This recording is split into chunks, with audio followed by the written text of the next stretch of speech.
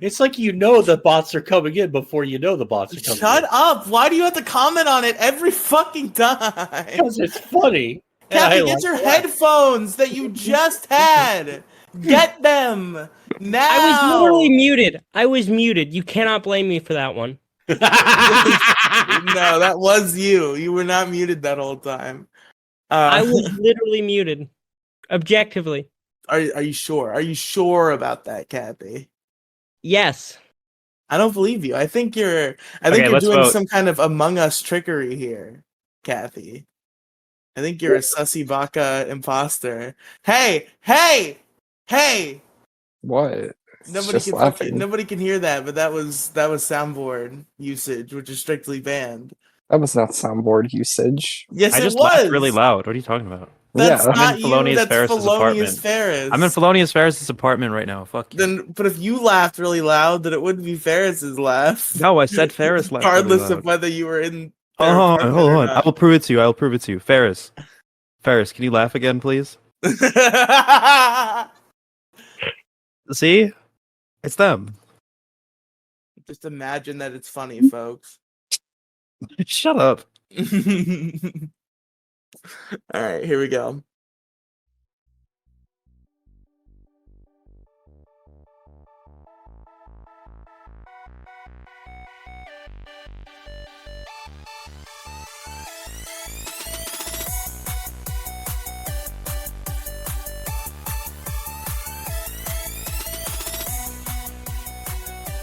Welcome to the Issue Crew, the podcast where we all have issues with our lives and with each other.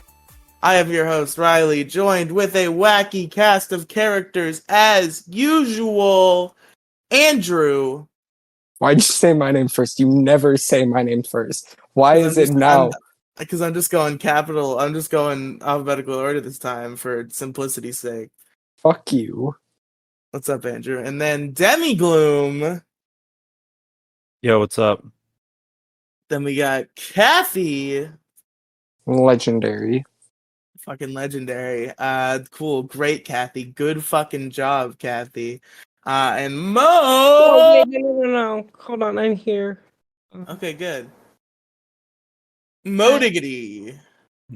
Hey, what's up, everybody? I'm Mo Snippy Little Comments Diggity. How you doing?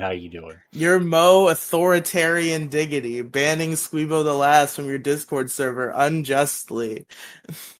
Oh, it was extremely justified, believe me. I mean, I can usually go for some bullying of Squeebo the Last, but like, just seems like you're a little overly sensitive. Squeebo. No, I'm just I've like reached my limit. I was like, okay, this isn't fun anymore, and like, because it always starts off like this, like, oh, just snippy little comments here and there, then it's like constant bullshit till everything fucking changes. Then the people who fucking do that were like, well, I'd never liked it here anyway, and they fucking bail out. So no, I'm trying to prevent that from happening. Like the only cool place right now in Discord. Nobody likes Squeebo the sexist. We all know this to be true. All right. Squeebo the sexist? What the fuck does that mean? Squeebo's a sexist. How is Squeebo Isn't that hard? sexist? For being too cute? Is that sexism? No, Squeebo hates women. Objective fact. How? How does Squeebo hate women? Because Go on. Tell me more. Squeebo hates women because... Is this hatred of women in the room with us right now? God damn it. Shut up. Hey folks, welcome to the Issue Crew. Kathy, get your fucking headphones. This is the best podcast ever. I'm not at the place with my headphones. What the hell, Kathy? Then get the fuck out of here. Leave. Phones. Whatever, fine. You better fucking carry those shits with you from now on, though. You motherfucker. Oh, by the way, yeah, I just realized something.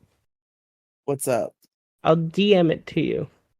Oh, that's Okay. great. That's what we love to hear. Oh, wow. hypes it up, and I'm then sure our listeners are just so tantalized by that.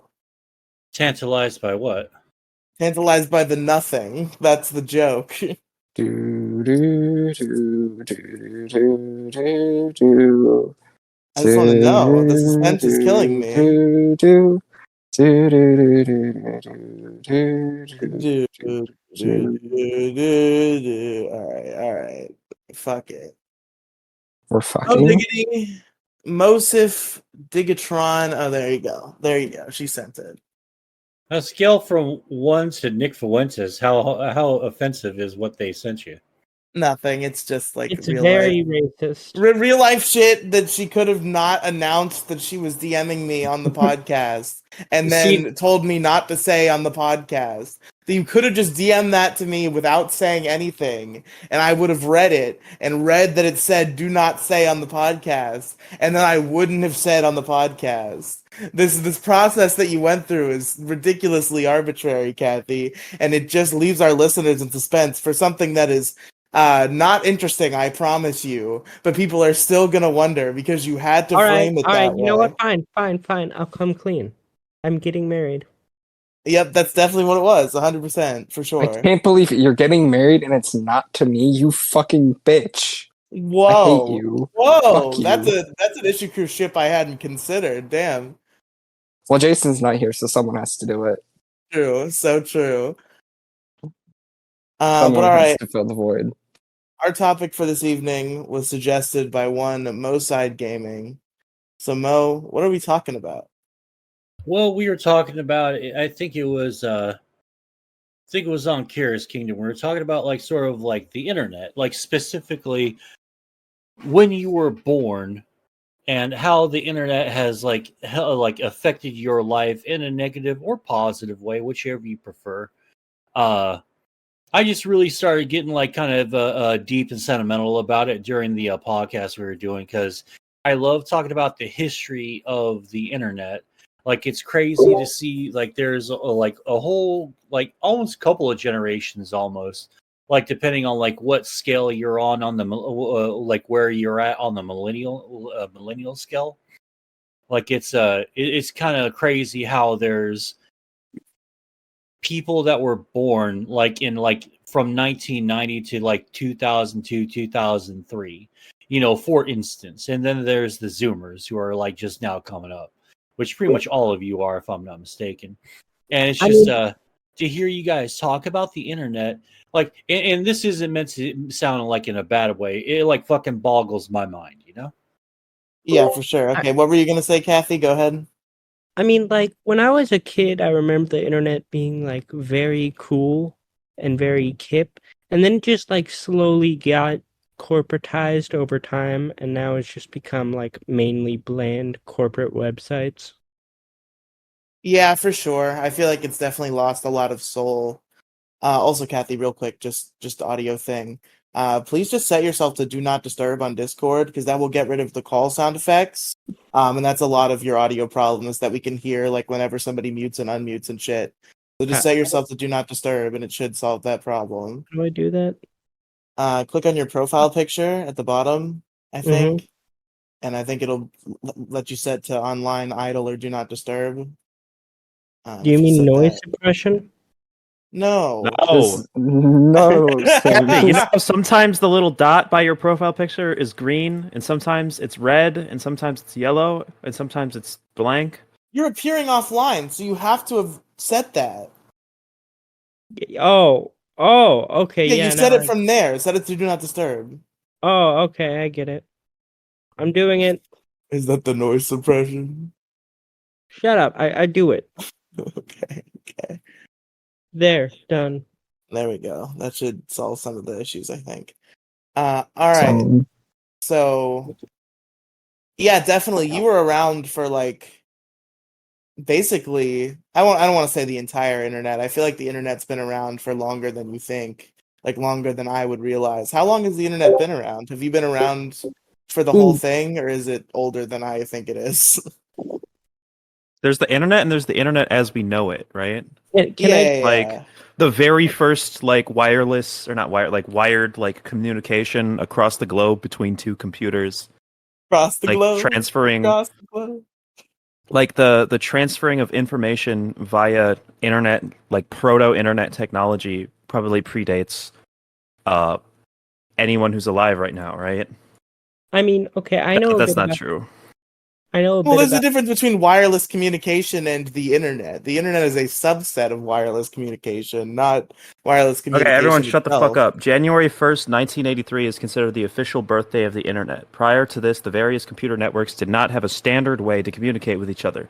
A new communications protocol was established called Transfer Control Protocol slash Internetwork Protocol, TCP slash IP. I know a bit about the starting of a nuclear program. Not nuclear program, sorry, internet. Please tell us about it. Okay, so basically the internet started as a way. So in post-apocalyptic America, when the Soviets were supposed to nuke us, they set up the internet as something so like the people after the fallout would be able to communicate with each other through like the computers, basically. And that's how the internet started. Interesting. Yeah, it's actually pretty cool. Like some of the early internet stuff was like crazy, you know? What I really want to hear about, because I think we're all going to talk about our early experiences on the internet, and for that, I definitely want to go in chronological order because that's the story I'm most interested in hearing. So Mo Diggity, what was your experience like on the internet, like your formative internet years, like way back when? I want to know what it was like to get into the internet in that early of a stage as compared to where it is today or where it was just like 10 years ago when we were all kids. Well, it's fucking nuts because everyone talks about like modem internet, 56K modem internet and stuff. Like that's the lowest they've ever been, right?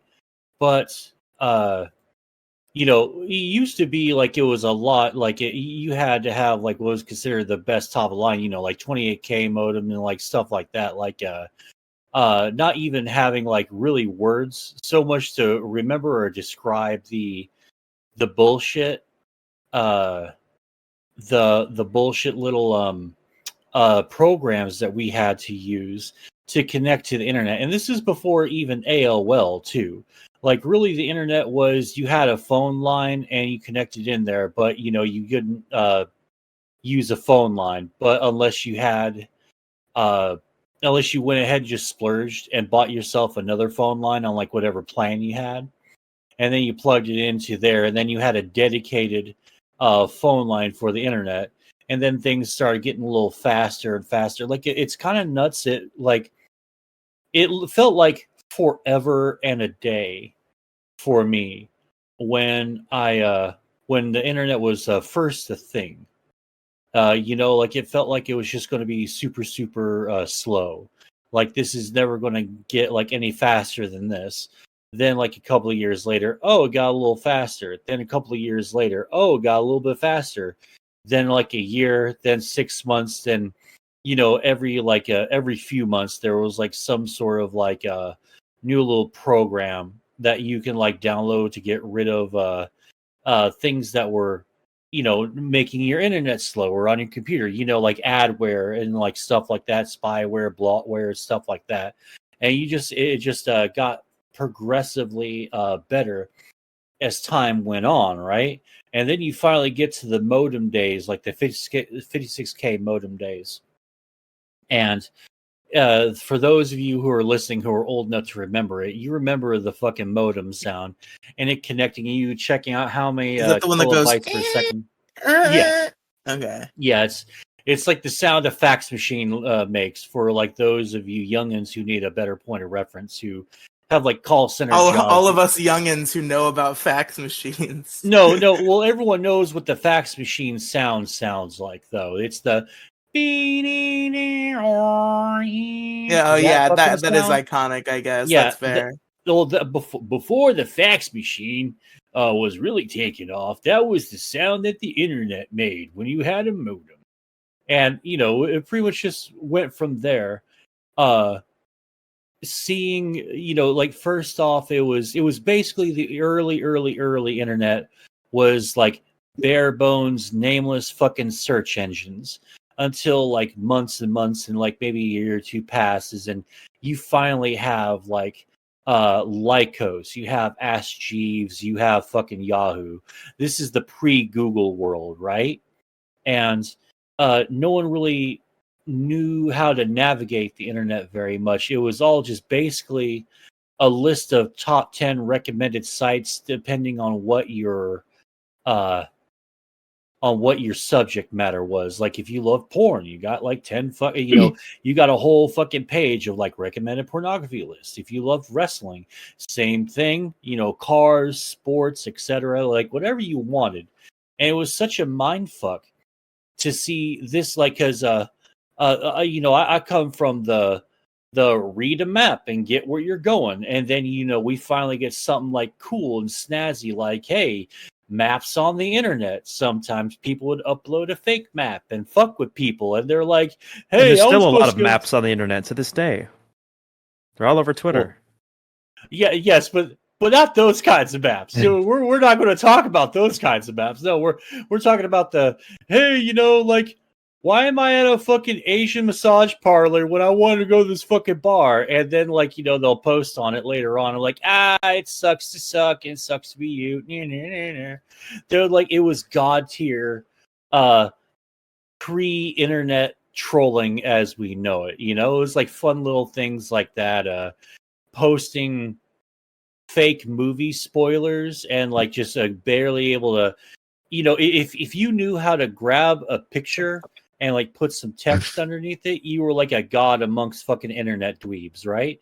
And if you make it look good too, you were like a higher being, higher than the internet gods. You were a god. Awesome.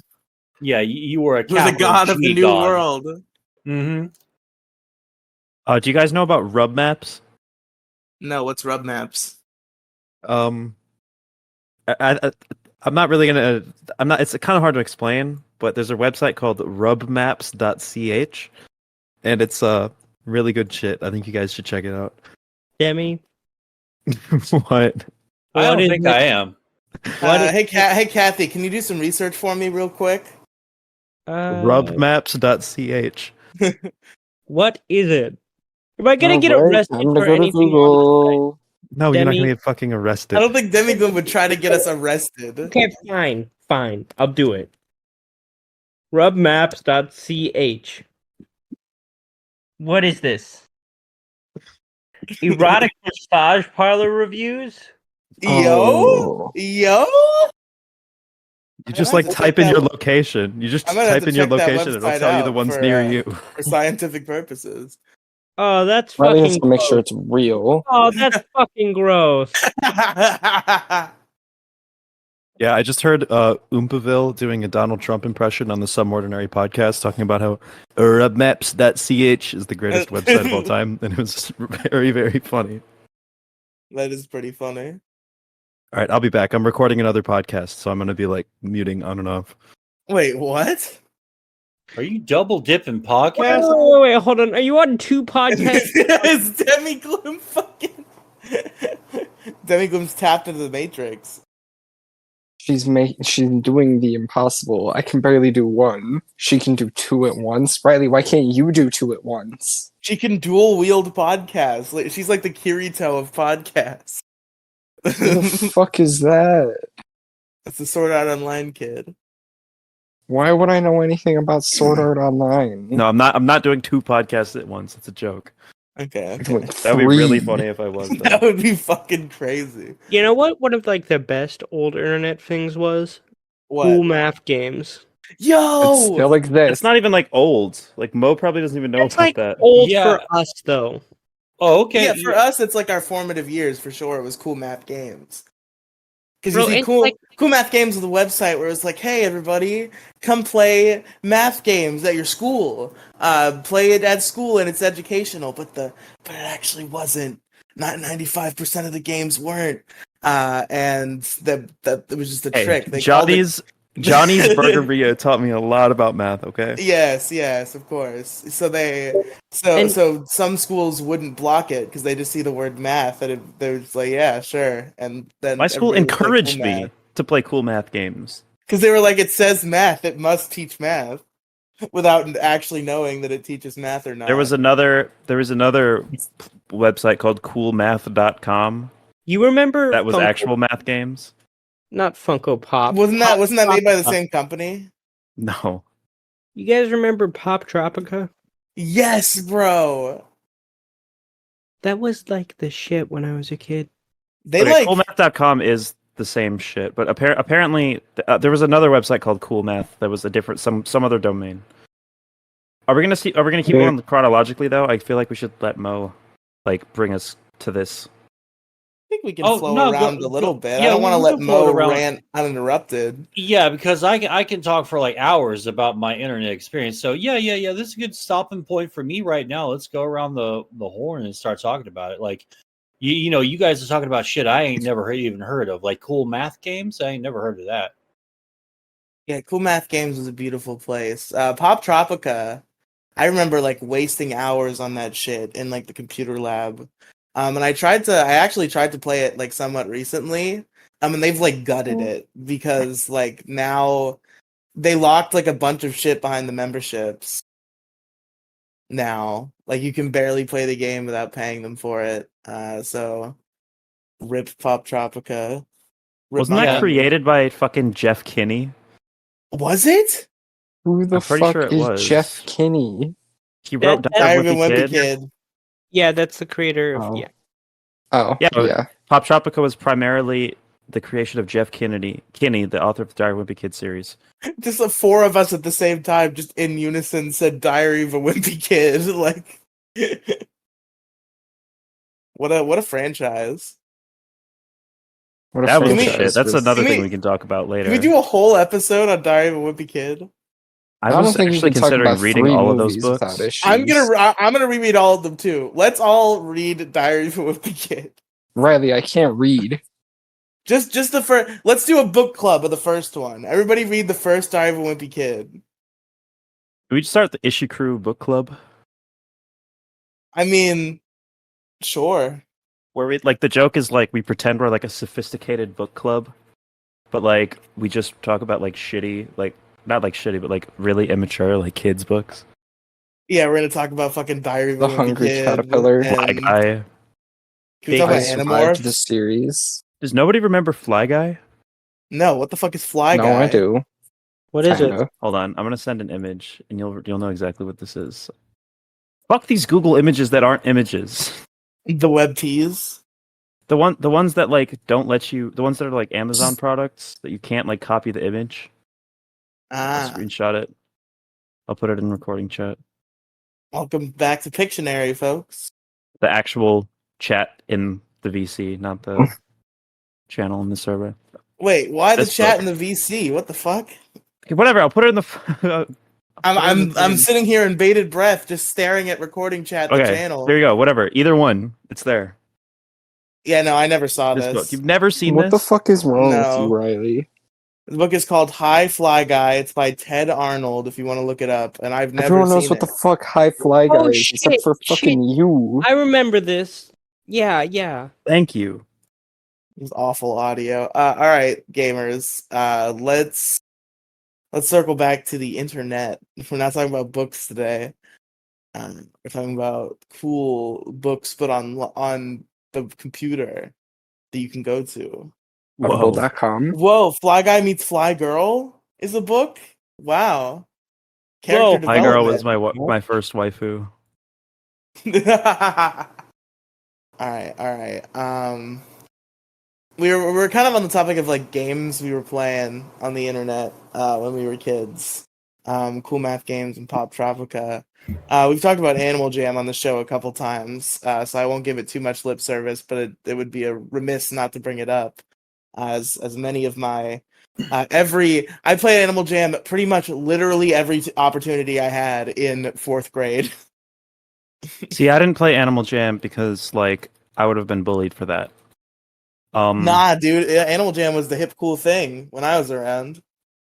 I just went to a school that was like really like every school I went to had, or I'd say like once I moved to the city where I spent like half of elementary school and then all of middle and high school, like the crowd was like just so like infested with toxic masculinity that like you were basically like expected to like only like fucking rap music and R-rated movies by the time you were like 8 or 9. It was That's really really sad, funny. actually. Like you would get made fun of for liking kids movies if you were like 10. But I was still into a lot of shit. Don't get me wrong. I was still playing with fucking toys until like 7th grade. You know, Animal Jam was the shit. Fucking Nitro Type. Didn't y'all play that in Nitro Type, school? Fucking yeah. beat the shit Wait. out of my teacher in Nitro Type multiple Let's times. go. I remember Riely. I think I played it like in elementary school very briefly, or just a little bit. Yeah. Or actually, no, fuck, no, I did play it in middle school. I think I did play it in middle school. But I Yeah, middle remember school me and is you when I played was it playing together it. one time We did. We played a little bit of back in Nitro the Type. back in the earlier days of our relationship.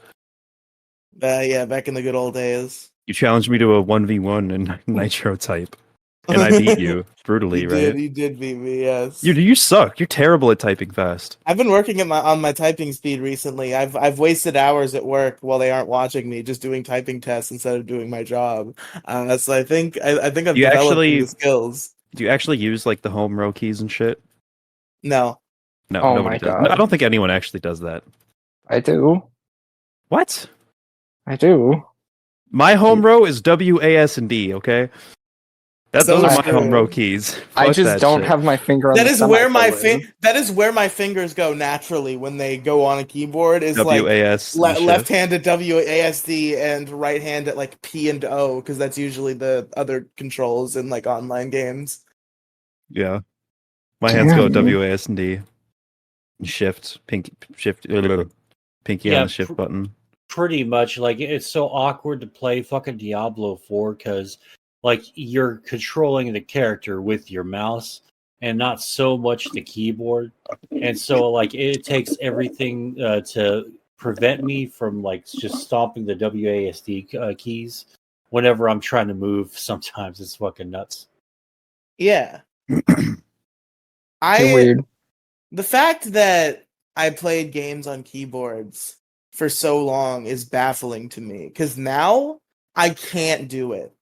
Like playing video games on a keyboard is fucking impossible for me. I can't do any level of like maneuvering or reaction time when I have to deal with like a whole fucking keyboard. I just can't do it. And I'm shocked that I used to be able to. I would play like fucking whole ass 3D platformers with WASD controls when I was a kid. I was hardcore, but now I can't do it. Yeah, it's funny. We were spoiled with controllers, and then we converted to PC, and we were spoiled with keyboard and mouse for so long, and now we're back to controllers again. It's fucking nuts. It's like it's been a crazy switch, like off and on.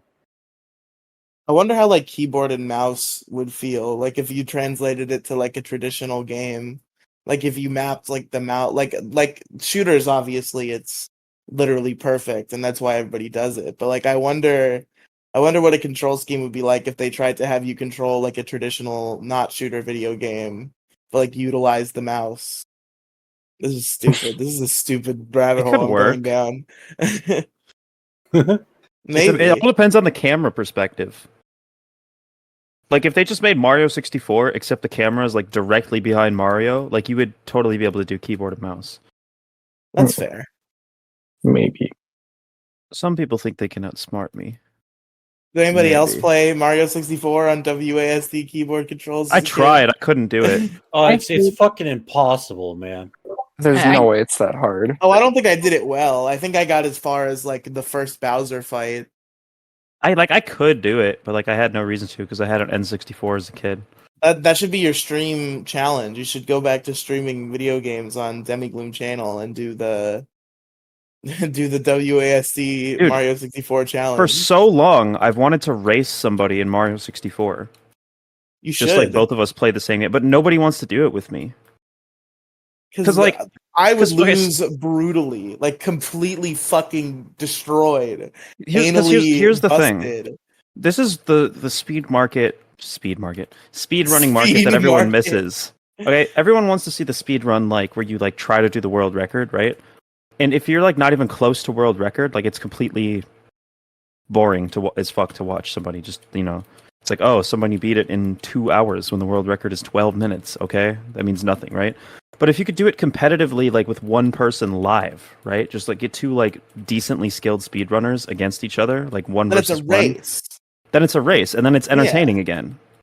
Because like, who cares if you beat Mario 64 in like, like double the record time? Like, who gives a shit, right? But like, I think I'm good enough at Mario 64 that I could dominate the average person, like the average casual player in a race. And I've never maybe been if- able to successfully beat Mario 64, so as much as I would like to see the project happen, I cannot offer my participation as I would not even finish. I know a lot Right. of speedrunning tricks. Like I can do 16. I can like beat the game with 16 stars. I know how to like MIPS clip. I can backwards long jump and do all that shit. But like, I'm not like good enough to do like the crazy fucking glitches. Andrew, when you get your laptop, you should race Demi Gloom in Mario 64. Would you race me in Mario 64? Yeah, I'd probably beat you. No, you. I have that much No, you would confidence in not. myself. Can I you don't know. MIPS I clip? think I could. Can you 16 star? I believe in myself. I could do it. I wonder if we could Even set this know up how to as, 16 star? I think I could do it. Andrew, if we do you could know what 16 star is? Of course I know what fucking 16 star is. I'm not fucking stupid. Okay. Have you performed a MIPS clip before? I haven't played Mario 64 a day in my life. Oh, okay. I still think I could beat wow. you, though. Oh. I could have You sworn just you think I'm played Mario terrible? 64. I've played 64 DS. That's comparable. Not.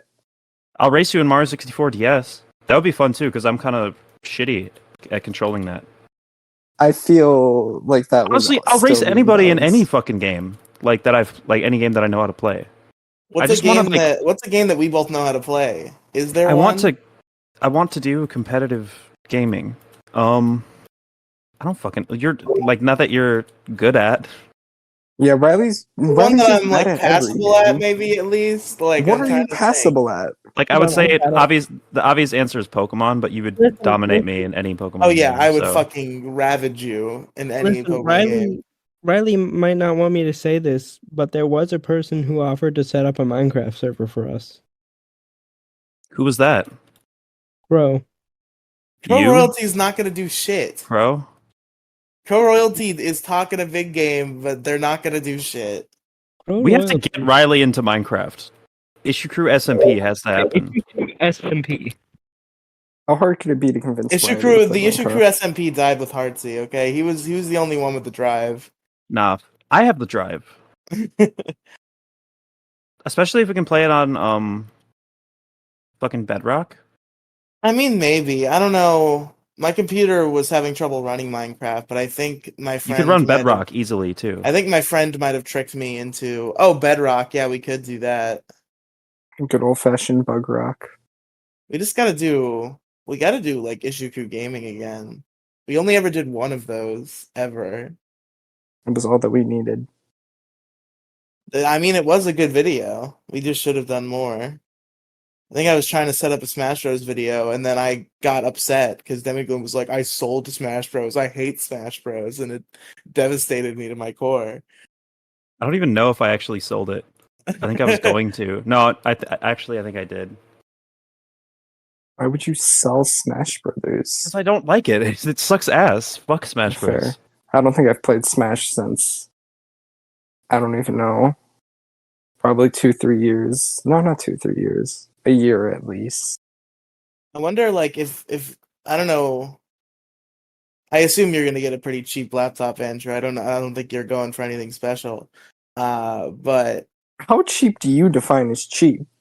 I don't fucking know. Like less than $500.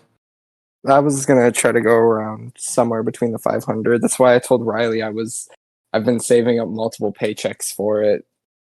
Oh, gotcha. So I was gonna say, like, I wonder, like, in service of doing like Issue Crew Gaming videos, like, if I could just like buy you and Demi Gloom, like maybe that new Ninja Turtles game or like the Scott Pilgrim game, like one of those games that we could all play together, online co-op. That would be fun. or like Castle Crashers. One of them. One of those types. Castle Crashers is so much fun. I really like that game a lot. Or I was gonna say Steam Unlocked. We could But play, first of all, I don't pirate games. That's illegal.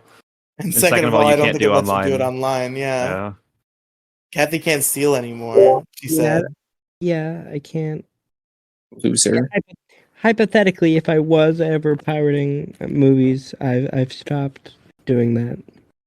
She Kinda better get, Hypothetically, Boring. she better get her checkbook out because I don't want me and Mo Diggity's fucking fields to be limited now because she's decided that thou shalt not steal.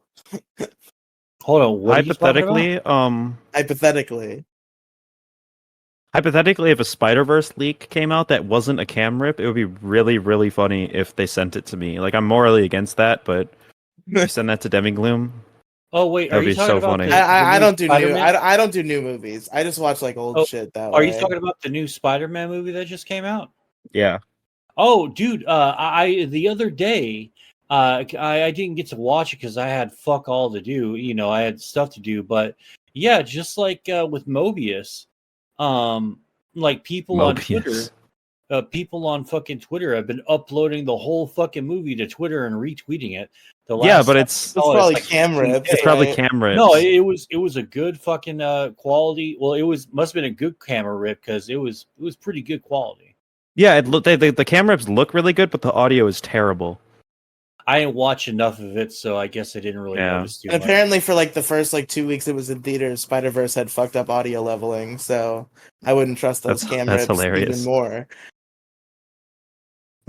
Dude, oh my god, can I tell you something hilarious about fucked up audio leveling? What? So you guys have all seen the original Diary of a Wimpy Kid movie, right? Unfortunately. Yes. Do you guys know about the animated remake? Or I guess the animated like CGI one they made on Disney Plus, which is I another haven't seen it, but I've heard of it. yeah, it's another interpretation of the book. But it came out during COVID. And it is so bad because first of all, it's literally just the plot of the first book, but watered down so much. It's like 40 minutes.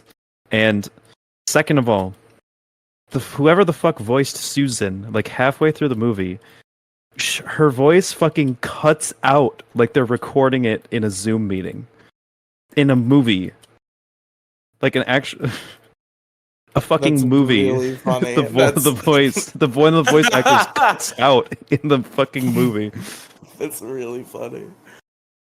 It's so fucking hilarious. And it sounds like it sounds Issue like a crew default moment. laptop mic. Literally sounds like an issue crew mic. It's so Oh my fucking God. insane that happened. Like I know it's a Disney Plus movie, but still, it's supposed to be like a movie, not a fucking YouTube video. Did any of you guys play Movie Star Planet? I saw the commercials, but it said ask your parents before going online. And then I asked my parents before going online, and they said no. And they said no. Wow.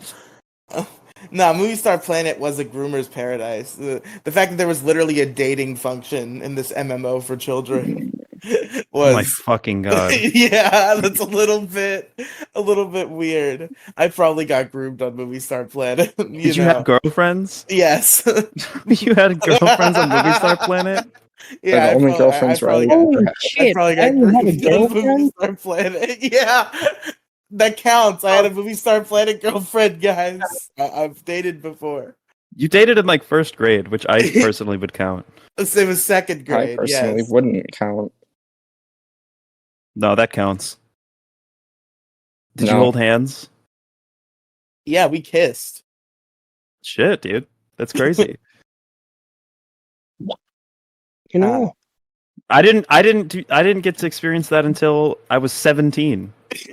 you know what's weird is that I've had like more girlfriends than Riley, Fuck you. and I don't even like women. Happens to the best of us. Having So more true. girlfriends than Riley.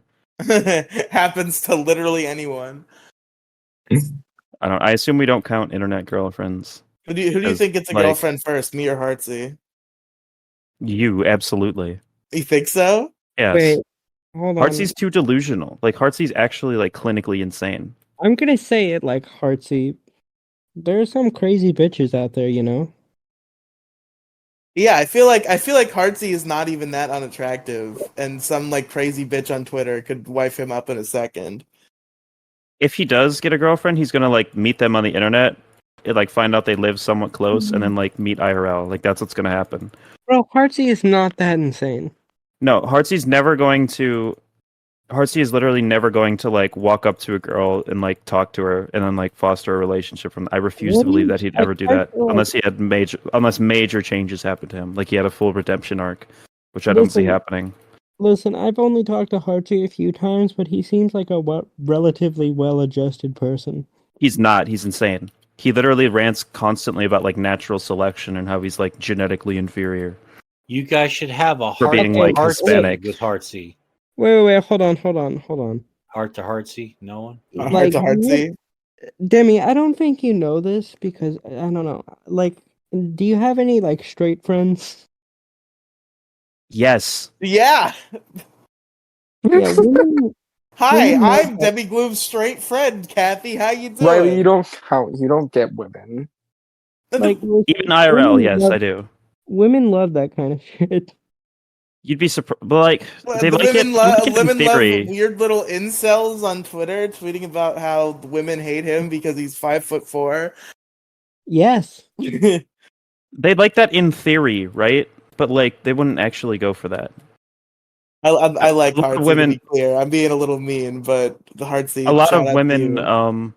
a lot of women like talk about things like I don't know, say like dad bods or like super like shy, skinny like men with terrible postures and acne. They'll like thirst over these people on the internet, but only when they're like. It's hard to explain, but they'll like thirst for those people on the internet often, but never actually go for them in real life. Well, you know, Um, like, okay, you're speaking to somebody who dated like a 5'2" guy. I'm not even talking about height. I don't think women care about height. Like for Yeah, the most part. women are into manlets like Mo. Like they're cool with it. I'm not a fucking manlet. I'm fucking 6'. It's like the one of the few things I don't have going against me. I'm not saying I forget women why I don't called find you a men like that manlet. attractive. I'm just saying that like a lot of them act like they are when they're not. I think you're the shortest member of the MoCast. That's why we started calling you a manlet. No, I don't think probably Heartsy's taller. problem I is know I'm physical taller either. than Demi and fucking Andrew. I said MoCast, not You're issue taller than crew. me by like a Oh quarter of an yeah, inch. yeah. Me and Robin are both taller than you. Oh yeah. How tall is true. Mo? 6 flat. Six even. Oh. Sorry, I didn't interrupt shit. My Wait, how bad. tall is Robin? Probably like 6'2" or something, or 6'1". Holy shit. I did not picture her to be super tall.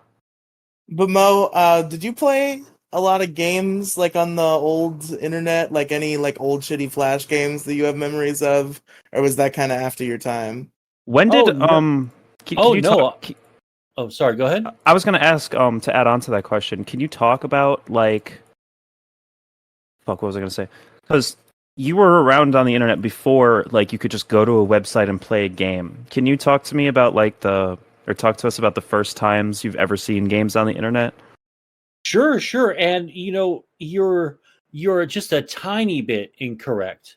Just like but not by much, right? Because we did have little games like before Steam really became a thing, like the platform to get games online and shit. Uh, People love playing checkers and chess and stuff, and like poker and what are some other card games? Fucking Hold'em, fucking Spades. There we go. Like games like that. And there's other like multiplayer like bullshit games like that. There's one called uh there's Yahoo Games, which had Hearts, fucking what was it here? Yeah, Hearts, Dominoes, fucking god damn, they could just make it any more smaller. And this was a Solitaire. thing in like the 90s. Yeah, it was like Yahoo Games. Had like a Yahoo was sort of the dominant search engine for like the longest time till Google came out, because Yahoo was the first to And it practically was Ask thing. Jeeves before Google. Oh yeah, I guess so, huh? Something like that. But yeah, like Yahoo was one of the first ones to like really do like a lot of the shit that even Google was copying before Google like Googled out and fucking exploded. Right? So you had stuff like fucking, Lycos games, Yahoo games. Yahoo games is the most popular because you only did fucking Lycos just because your mom didn't fucking know Lycos, what Lycos was. So that's how you could watch uh your not nudie stuff and your heavy metal and punk rock and anti-establishment and all the boards where you're like, dude, fuck my parents, man, I fucking hate them so much, where you can go on message boards and shit. They didn't know that. That's kind of what Lycos was for. Yahoo was just for everybody. But anyway, yada yada. I'm getting off the point here. You had stuff like that, and you had stuff like Game Spy, which was just riddled with fucking adware and bloatware and shit and viruses out the ass because no one really knew how to properly set up a fucking firewall. And you also had What is bloatware, by the way? it's basically or I should say bloatware. It's just bloated fucking software that doesn't do anything for you except maybe steal some information and just sell it. Like it's a lot of bots and like botnet bullshit comes from there and stuff like that. It's like it's shit that people don't really recognize as a big threat anymore. They just think about spyware and adware nowadays. Like unless you're kind of tech savvy, you never use terms like that, right? Like I hate to sound arrogant or pompous or anything. I'm just pointed out.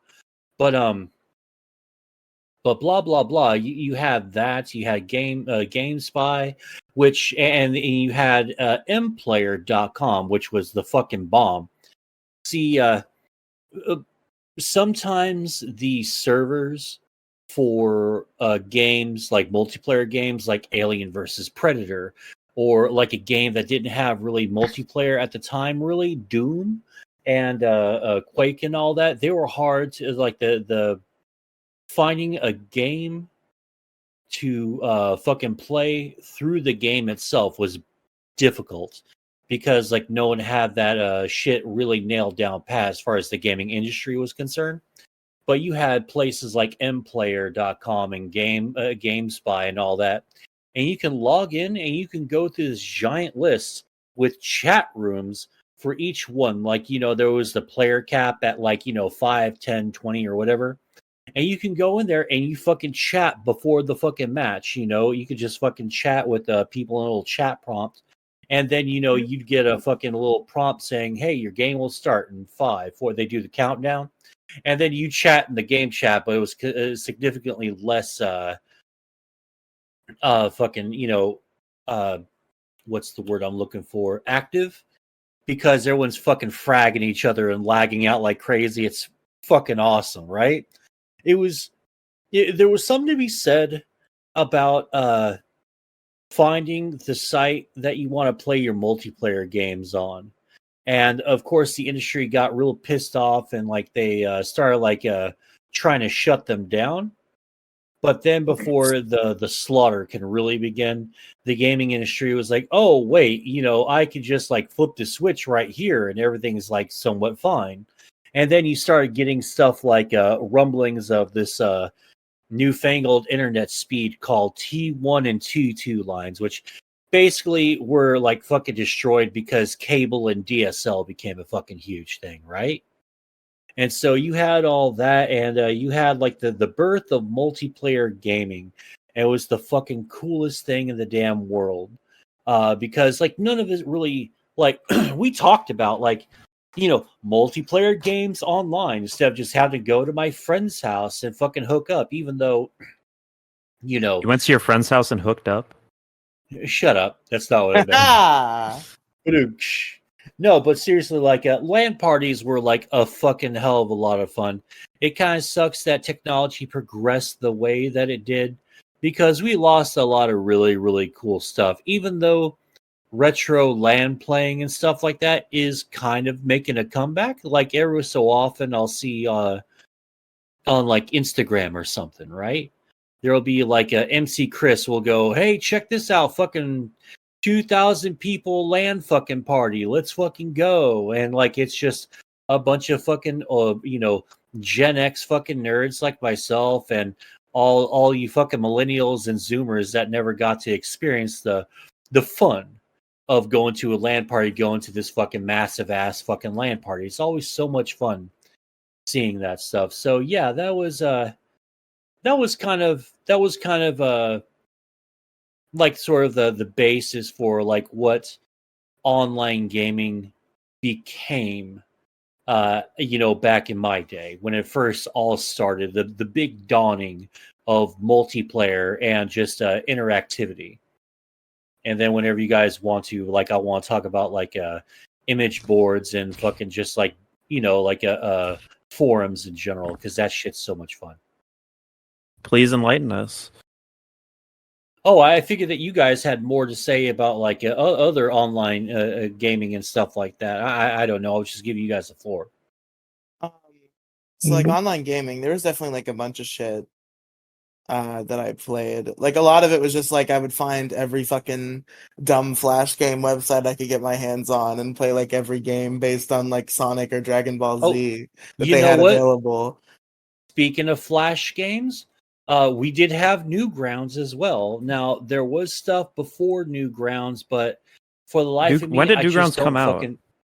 Oh, like back in the mid '90s, I think. That's like no fucking way. No, I think it No. was late 90s. I think it was like 99.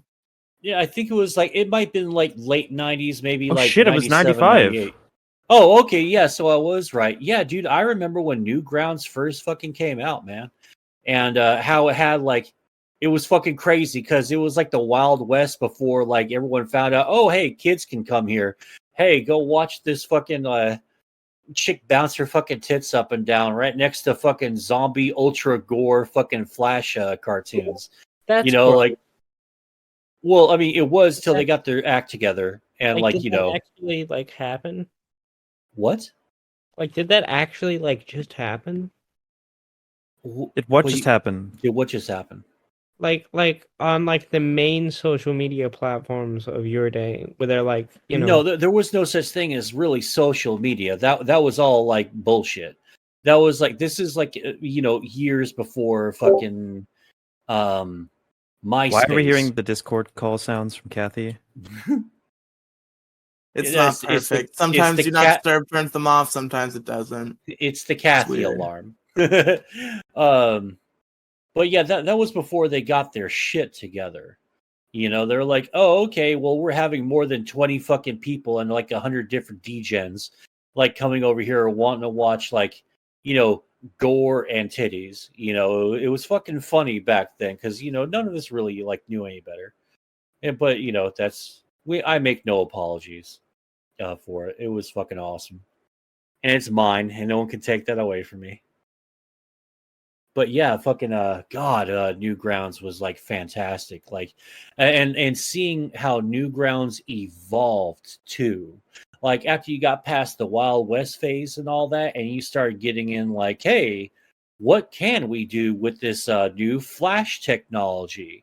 Because everyone was just trying to figure out fucking Flash, because Flash was the new groundbreaking revolutionary fucking program that was coming out there, because that was our first idea of like, well, you take something like The Simpsons or American Dad or Family Guy, and John and Jane Q America always fucking saw, they're like, wow, in order to be an animator you had to be immensely talented. And then something like fucking South Park comes around and blows the lid off of America, the world's consciousness and their imagination. And they're like, so these two fucking stoner drunkies fucking, you're telling me that they took cardboard and like did stop motion with this, and people can do that? And then a little later on, as Flash gained and grew in popularity, you saw shows like South Park use Flash just a little bit, not much. Like if you know what Flash looks like, you can sort of point it out. Like there's a Butters episode where he's Professor Chaos, And then there's that one shot where he lowers his fucking face down and he starts like grinning maniacally and rubbing his hands. That's kind of Flash-ish, like just with much better graphics, of course. Like if they used regular Flash, maybe it wouldn't look good, but it was still cool to see little things like that come up. And Newgrounds helped that along immensely. I'm pretty sure the base animation for My Little Pony: Friendship is Magic was like Flash mostly. And there were a lot of cartoons up until like very recently that were still used Flash as for the base animation. I wouldn't doubt it. Flash is extremely versatile. Yeah, Flash could do a lot.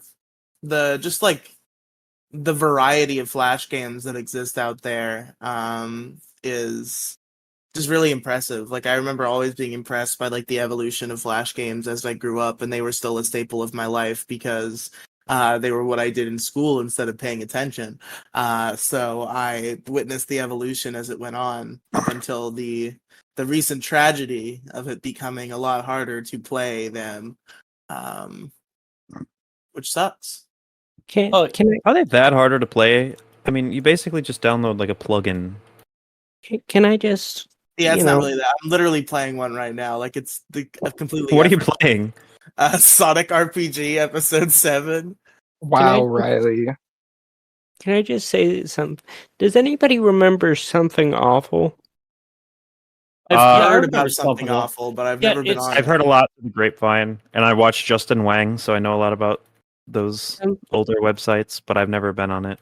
Or It's like- like it's like a site with like some of the most disgusting like degenerates. and it's a Just forum, right? yeah. It's So just like, what is the point of the website exactly? it's literally just like a gross out web. That's the entire point. I've heard about like forums. Yeah, I that's all I've ever heard about was Something Awful was the forums, because the forums are like 4chan level infamous. It's funny how 4chan like used to be known as like the most degenerate place on the internet, and now like 4chan is just like pussy compared to a lot of places. Like fucking even like iFunny is worse than 4chan. I don't know about that. I can go to 4chan right now and see Donald Duck dressed as a fucking Nazi. Yeah, but you can go to iFunny and watch people die, just like for just randomly. Oh yeah. You can go on 4chan iFunny and watch has- kids die. Oh my god. 4chan I will mean- have people saying like super shock value shit, like, but iFunny is where like legitimate like anti-Semites and like domestic terrorists go to just have fun and hang out. Like it's what 4chan used to be, I mean, that's probably why Jason liked it. Except, probably. yeah, if you want to talk about 4chan, do you want to tell them about the LGBT board or no? Me? Well, Just- no, we're really not like going that far, and we're talking about the Well, I mean, I I guess want to hear about the LGBT. If the LGBT board is relevant to like somebody's internet story, then sure. Oh, yeah. I'm fucking sorry. I'm sorry. I'm thinking politics because fucking stupid ass Twitter. My bad. I'll shut up now. Do you guys know about the LGBT board? Obviously, I know about it. It's a cesspool. Kathy, it's you probably love it. That's where I people. It's where don't. your people go to congregate. That is not my people. Those are your people, Kathy. No, it's like it's not even like it's not like just a transmed thing. It's like the most disgusting people from both sides.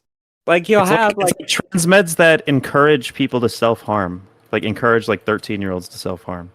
yes, and it's also you have like fucking like Lots AG of pedophiles. like literal like just people who use it as a fetish that's on there. There's a huge amount of chasers come to that board. Yeah. Like it's pretty awful. Like every now and then though, there's like a string of posts from just like regular like queer people that like came from Twitter, or were just like, let's check out that. Oh, there's an LGBT board. I bet this is a nice place.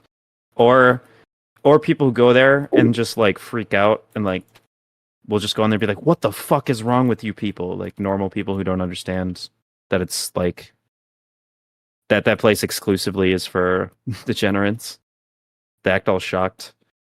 Like you get a lot of that, don't get me wrong, but generally speaking, the demographic is just like really fucked up people.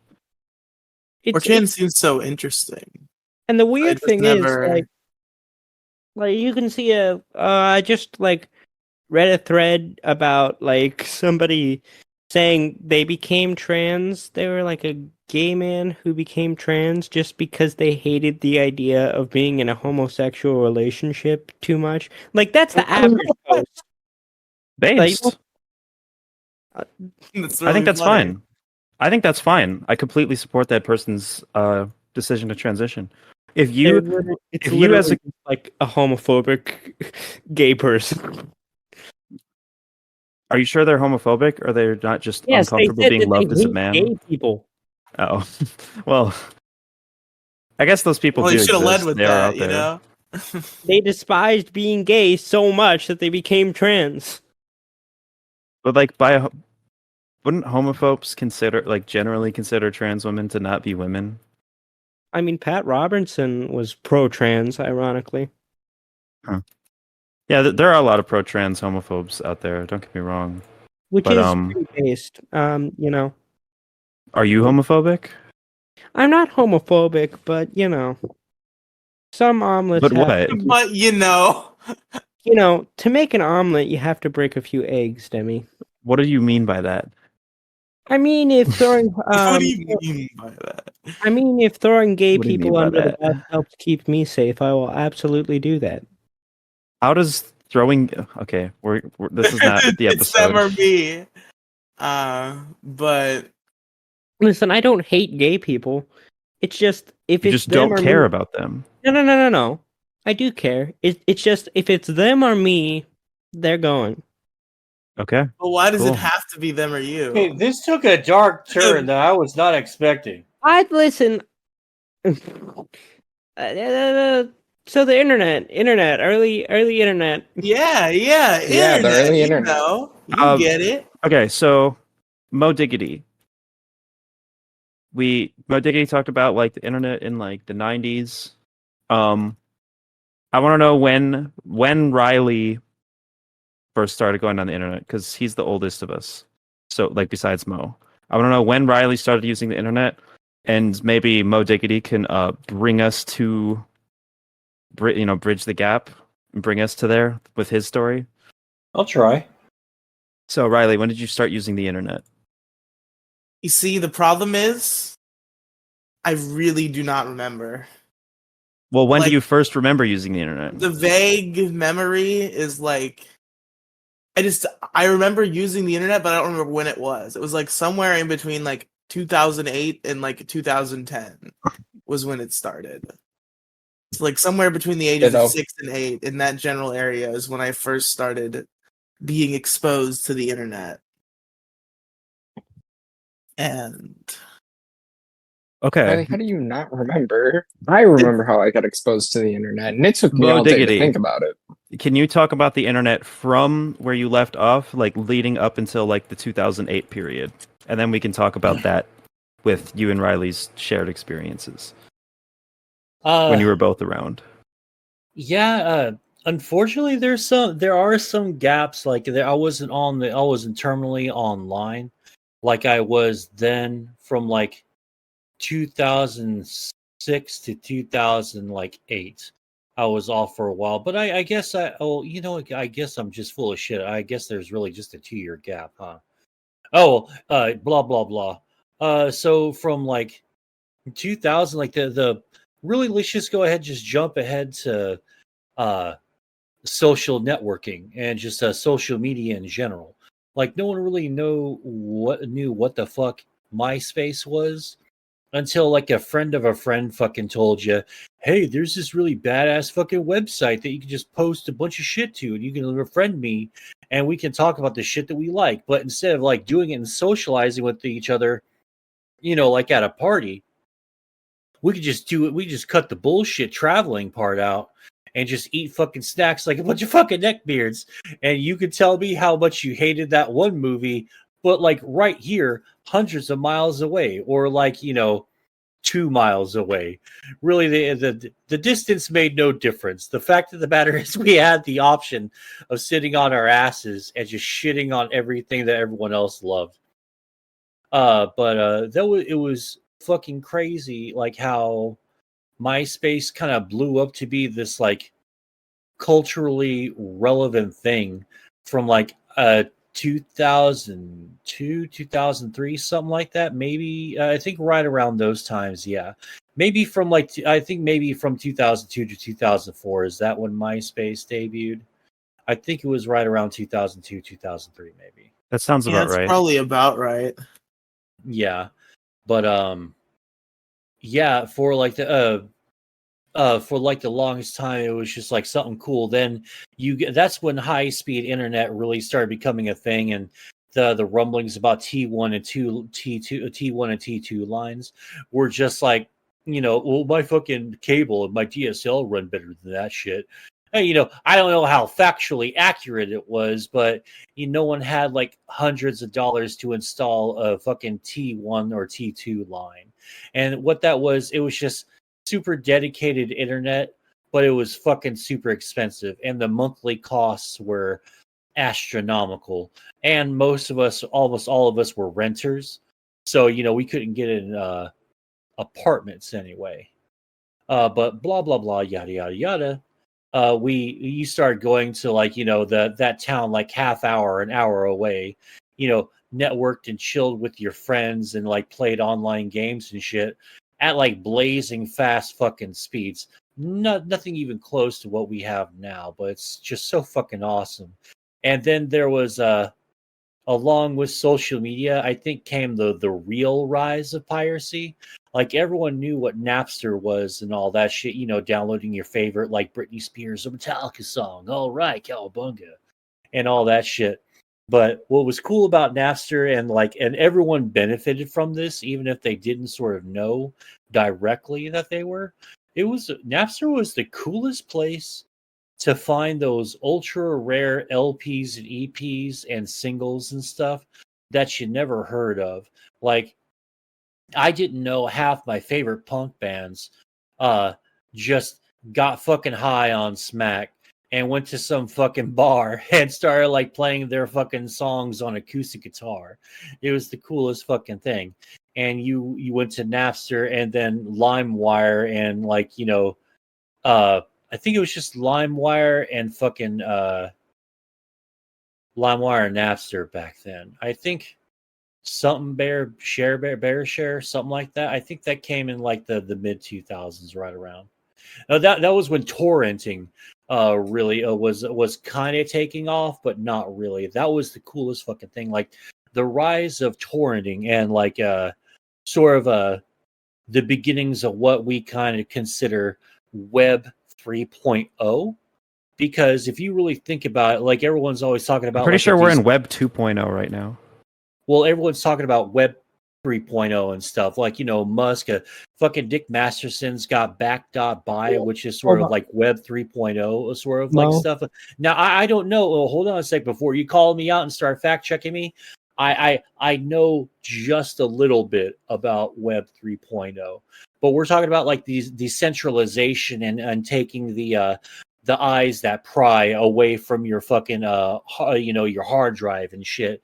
Mainly so everyone can just share fucking porn and music with each other. That's because that's essentially what the internet turned into from like I'd say from 2000 to 2008, 2009, and then that's pretty much where you guys really start coming in, because I have something to say about that. But it was essentially it was the coolest part about the Wild Wild West portion, that life of the internet that we had, the Web 1.0 days.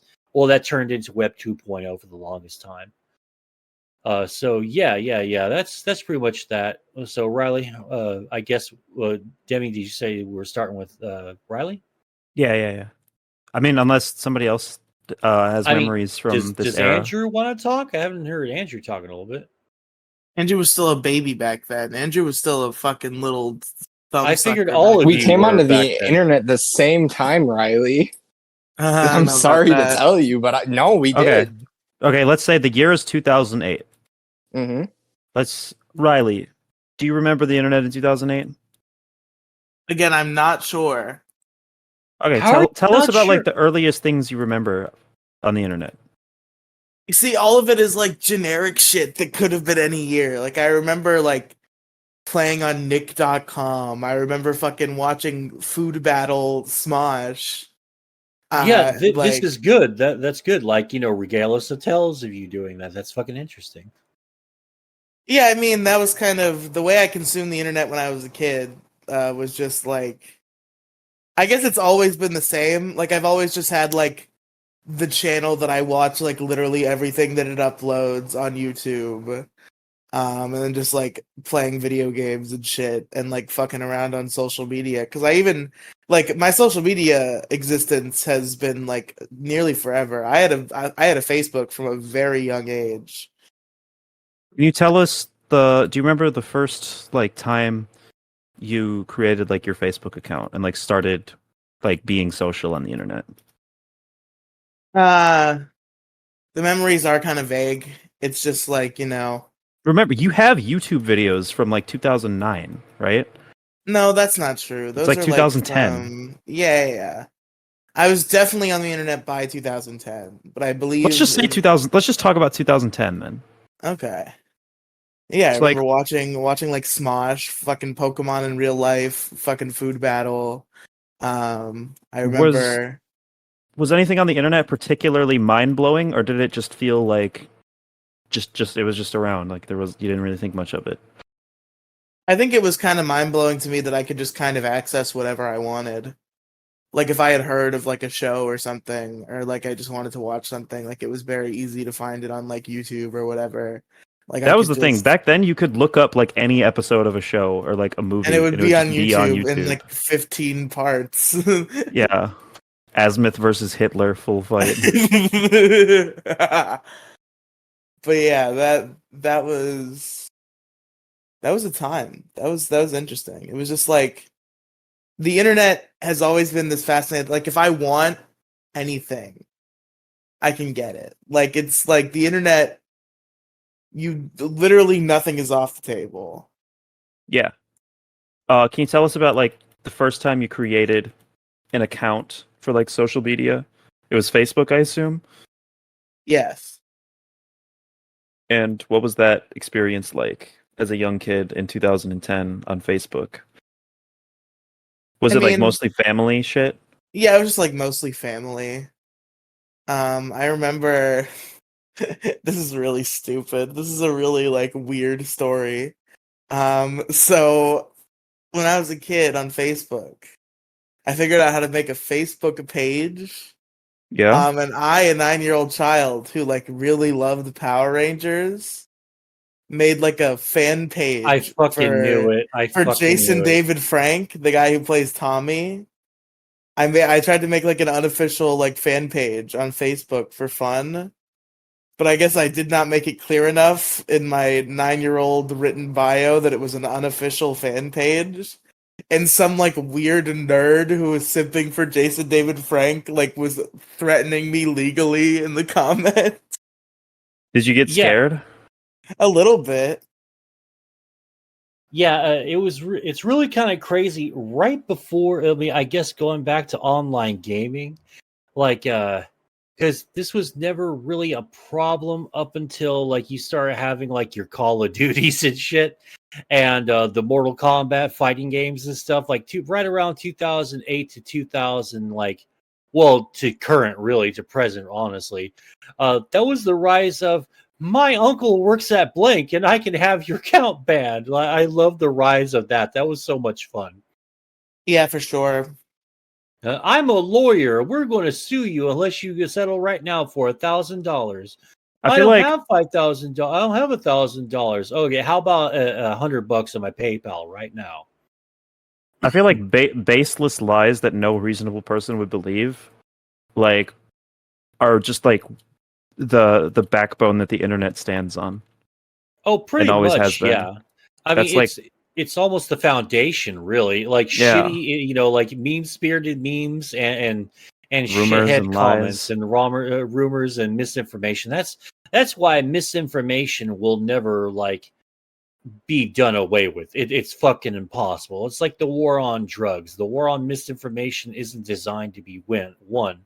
It's just fucking impossible to take it I down think the unless like you I decide. think Unless the country decides to go like the weird China route and block everything but government sanctioned fucking websites, and that would fucking suck I hard. think the overt like peddling of misinformation by political candidates for political gain is something we can counteract, but I don't think like people like just telling lies on the internet or like saying the vaccine gives you autism is something we're going to be able to stop. Yeah, because there's no fucking way. The more you silence an idea, the louder it's going to get. Like the Streisand effect, something that the internet really popularized. Even though the quote unquote Streisand effect was around, we just didn't really have a term to really call it. The Streisand effect like blows shit up like fucking crazy. Like its origins. Fucking Barbara Streisand. There was someone who took a picture, and one of her beach houses was in the shot, and she made such a social fucking fuss about it that it became one of the most downloaded pictures on the internet. And then everyone knew like where her beach house was, and they like started sending pizzas and shit to it. So it was kind of funny. I mean, if you want a more relevant, recent example, Hogwarts Legacy.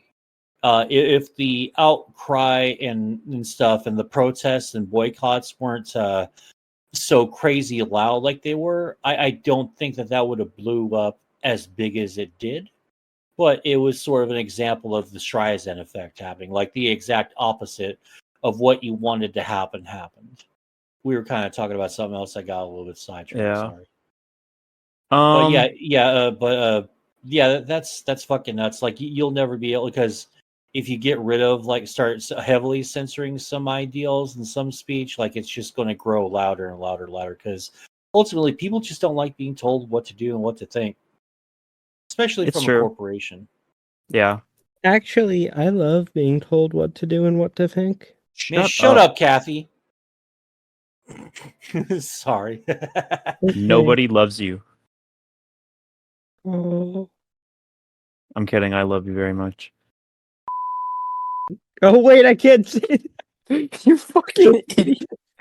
Well, That Don't was worry. just, I Don't don't worry, Riley edit, didn't so I hear don't it. give a shit. Riley that didn't was hear it, just so my it's like not real. automatic response.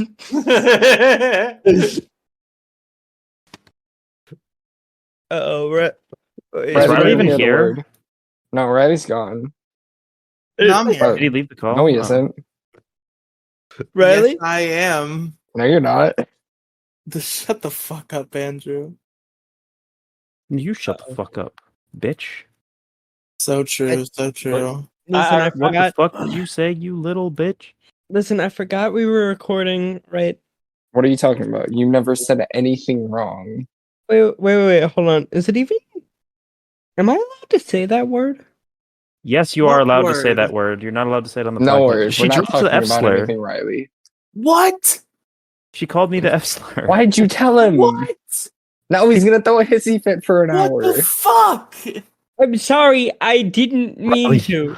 Riley, when he has to put in very minimal effort into editing this podcast. It's a lot of effort. I have to like listen to the whole thing now. Riley, mark it down. Craig has a Mark notes it, feature. mark it. I'm Yeah, you stamped can mark it Dylan. down right now and just go like listen to the last like 3 to 5 minutes. Okay. He still probably won't hear it. I got it. I got I'm it. sorry, like, You It should have just just not And said yes, you're allowed anything. to say that word, Kathy, just not on the podcast. well, hold on. Why am I allowed to say that word? Because trans women, in the eyes of is a word used against feminine men, right? Like men who exhibit what they basically, from a homophobic perspective, someone who uses that slur, you're no better than a homosexual man as a trans woman, and that you are victimized by this. They call you this. They use that slur to describe trans women very frequently. Also, social contract. But I'm not one of those things, though. You're a trans woman. Yeah, but I'm not, an F slur. Yeah, you are. But trans women are F slurs, is my point. No, I'm a T slur, not an F slur. You can be both. Listen. The victims Yes, don't but get to I'm make. not The both. victims don't I'm get to only one choose of what those slurs things. apply to them. Not Okay? all F slurs are T slurs, but all T slurs are F slurs. Is what you're No, no, saying? no, no, no, no, no, Yes. no. That's what I'm saying. Yeah. The F slur is the slur for gays. Yeah, and it's also used against trans women because trans women are no different than homosexual men in the eyes of transphobic and homophobic In people. the eyes of Allah. In the eyes of Allah. All Him too. right, Demi Gloom. What websites were you visiting when you were a lad? When I first discovered the internet, it was probably 2009-ish. Like when I first used the internet myself. Yeah. I'd say 2009. I could solidly call 2009 the year that I went on the internet. My dad would show me YouTube videos of like people playing guitar and shit. And I would also access my school's library portal, which was really, really huge when I was in like kindergarten. They taught me how to go to open up Firefox and click on the library portal button and like put books on hold and shit. And from there, they would also like every now and then there were some fun websites, game sites, or just like just little kid sites that were just like text, usually like book related stuff with just like text and like cute little characters and stuff. And it was almost like looking at art at that time. It was just like really interesting shit to look at. And I think it was online gaming was like the next step. And I remember my father playing video games, particularly PlayStation Home, Grand Theft Auto, Call of Duty, etc., etc. And like him just It kind of always explaining makes to me me, chuckle that your dad was a PlayStation Home guy. he was a huge PlayStation Home guy. He fucking cried, bawled his fucking eyes out when that shit got shut down because he had like $7,000 invested in that game.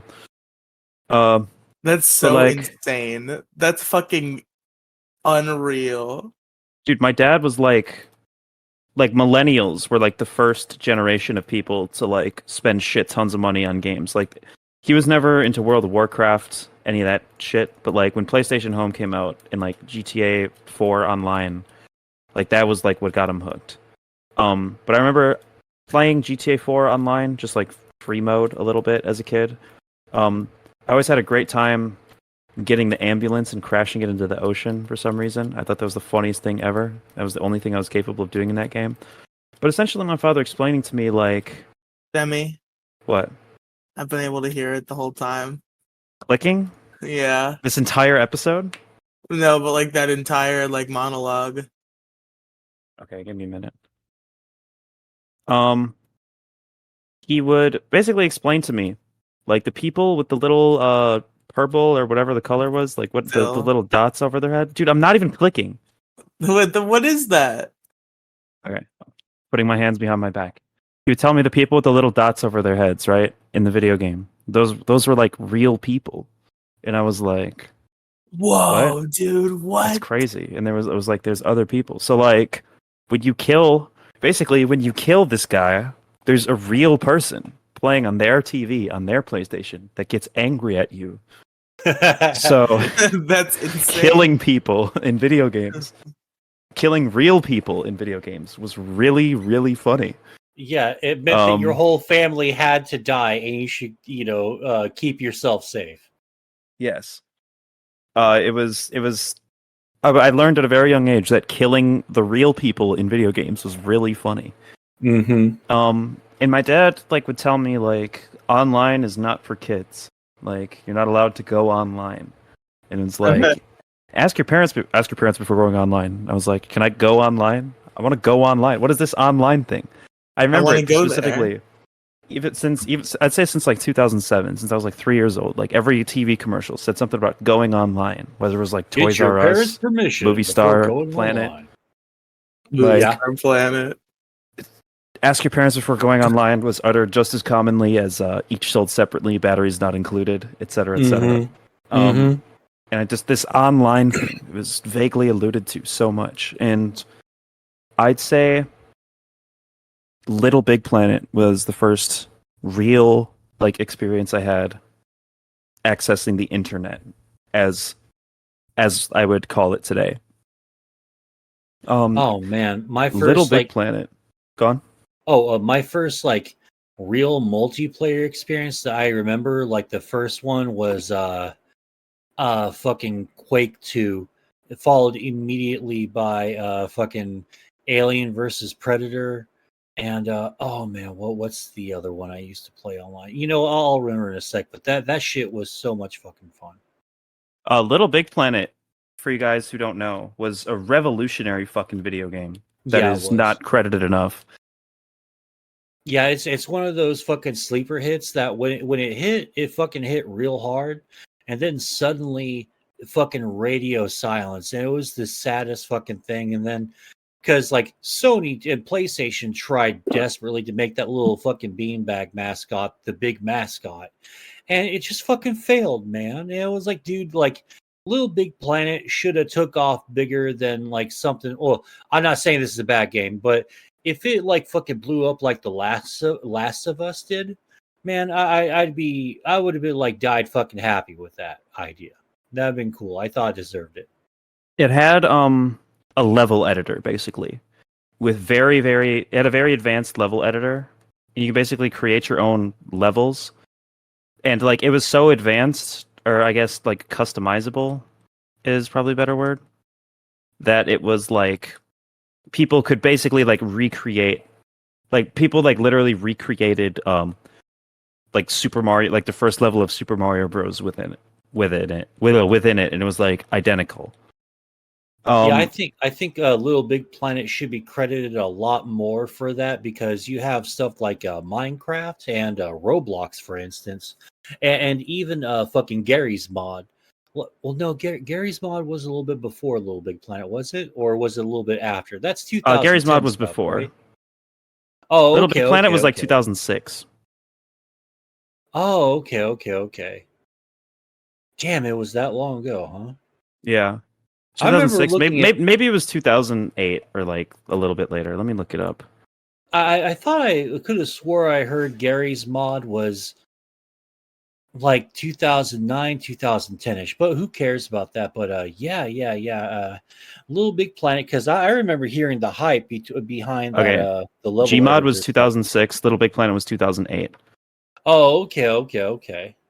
But Little Big Planet was essentially its level editor was very advanced, and you could look up like anything on. It had a search engine. You could upload your levels online, and you could just go check out like any level. So I would just like look up like stupid shit like SpongeBob, and I'd play like every SpongeBob community level, and they would like have like literally like the images like of SpongeBob characters somehow inserted within within the Oh, level. this is to you like Happy Wheels is to me. I remember doing that shit on Happy Wheels all the But time, just Happy looking Wheels up. came out way later, right? Yeah, but like I was still like a kid on the internet. I didn't play Little Big Planet. So like this big like level creator game was kind of a new thing for me. So that was mine. Was Happy Wheels. I would play like every level that had the word Pokemon in the title on Happy Wheels. I would look up just like anything that I thought would be like an interesting level, like SpongeBob, McDonald's, uh, Sonic, Mario, like just just whatever the fuck was on my mind. And it was crazy because there was just like an infinite possibility of levels. And I'm sad to say that the online has been recently shut down, or more recently shut down. And unfortunately, these are kind of lost media unless I can somehow break into my father's house and steal his PS3 and get all the levels that I had saved to the console. Um, my favorite level of all time probably was called SpongeBob Train Bomb Survival, and it was essentially just you're just on a train that was going super fast, and there were bombs dropping from the sky, and it was covered with like a bunch of like images of SpongeBob characters, and you would just have to like survive as long as you could on this SpongeBob train that was being bombed, and it was like really, really, really fun for me at the time. Um, and that was like my introduction to like the internet, I'd say, for the most part. That was like my first real internet experience that shaped me. Um, it wasn't until I'd say I started doing these in like 2010, 2011, maybe 2011 or 12. I don't remember exactly. I'm gonna comfortably say 2011 is when I started playing like Little Big Planet Online, looking for shit. Um, and I'd say shortly after, like same year, 2011, was when I started watching YouTube, like on my own. Basically unrestricted YouTube access. I wasn't like savvy enough to like have like, websites to go to. I never really explored Newgrounds, or I knew like the browser games that I wanted to play and youtube.com and maybe like Google Images. But I would go on YouTube and I would just watch like whatever the fuck I could find.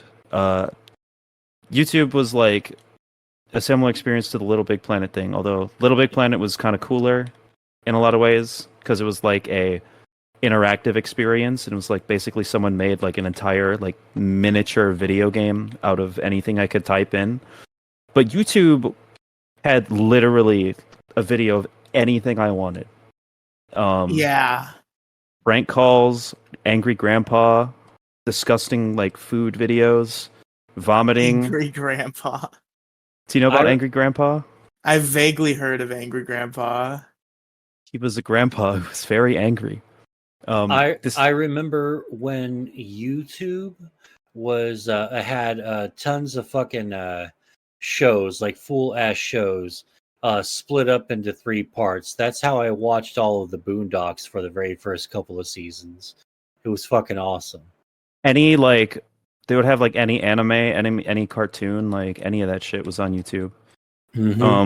It was like the only shit that would get taken down, to my memory, was like the current like big drama series, right? Like Breaking Bad episodes would get taken down, or like Walking Dead episodes would get taken off of YouTube pretty quickly. But as far as like if it was just like an older thing too, like for example, like Batman the Animated Series or like the original Ninja Turtles cartoon, like Oh maybe, yeah, like, I watched a shit ton of the original Ninja Turtles cartoon on YouTube back in the day. that was one of my favorite shows of all time. It was my favorite show when I was really little until I got into Ben 10. The last couple of years, I've seen YouTube every so often will have like an influx of like thousands of fucking channels that will have like Family Guy latest season 24/7, and it'll be like fucking hours and hours of that show, or Full like HD Family Guy. yeah, full HD Family Guy, fucking all Seinfeld episodes 24/7, and all sorts of stuff. I love it when YouTube gets its algorithm sort of turned onto itself. It's fucking great. As my great friend Mudahar put it once, uploading Family Guy to YouTube is literally a real life infinite money glitch. Yeah, it is. It is. I remember when there was a trend where companies were doing that on purpose instead of having it stolen from them. On Twitch, there was a couple shows that did like big marathons. Like there was a Power Rangers marathon on Twitch. I think there was like a Beyblade marathon on Twitch. It was a cool little trend for a second there. A couple shows I liked did like a 24/7 Twitch stream. I think Pokemon did it for one of their anniversaries. It was a fun little cool thing that happened on Dude, Twitch. I'm surprised it took companies this long to start like uploading their own clips and like like basically Companies like are just uploading like their entire TV shows to YouTube now. Like Companies- all of Power Rangers is on YouTube officially, except for like the latest like few seasons. Other than that, it's like all on YouTube now for free. even when they're not entirely. doing that, like essentially like companies like Nickelodeon, for example. Nickelodeon's a good example. They kind of just like unload their vault of like popular clips and such from like SpongeBob or whatever, or even like Ned's Declassified School Survival Guide, just like shit, like moments of shows that people would look up. I'm so surprised that it took like this long for companies to start doing that, because for so long, people would always rely. Excuse me, had hair on my mouth. Just the kindness of strangers to like upload their favorite clips from TV shows, right? Yeah. Just like rip the DVD and chop the part, or God forbid, just record their TV with a camcorder for that really funny Family Guy joke.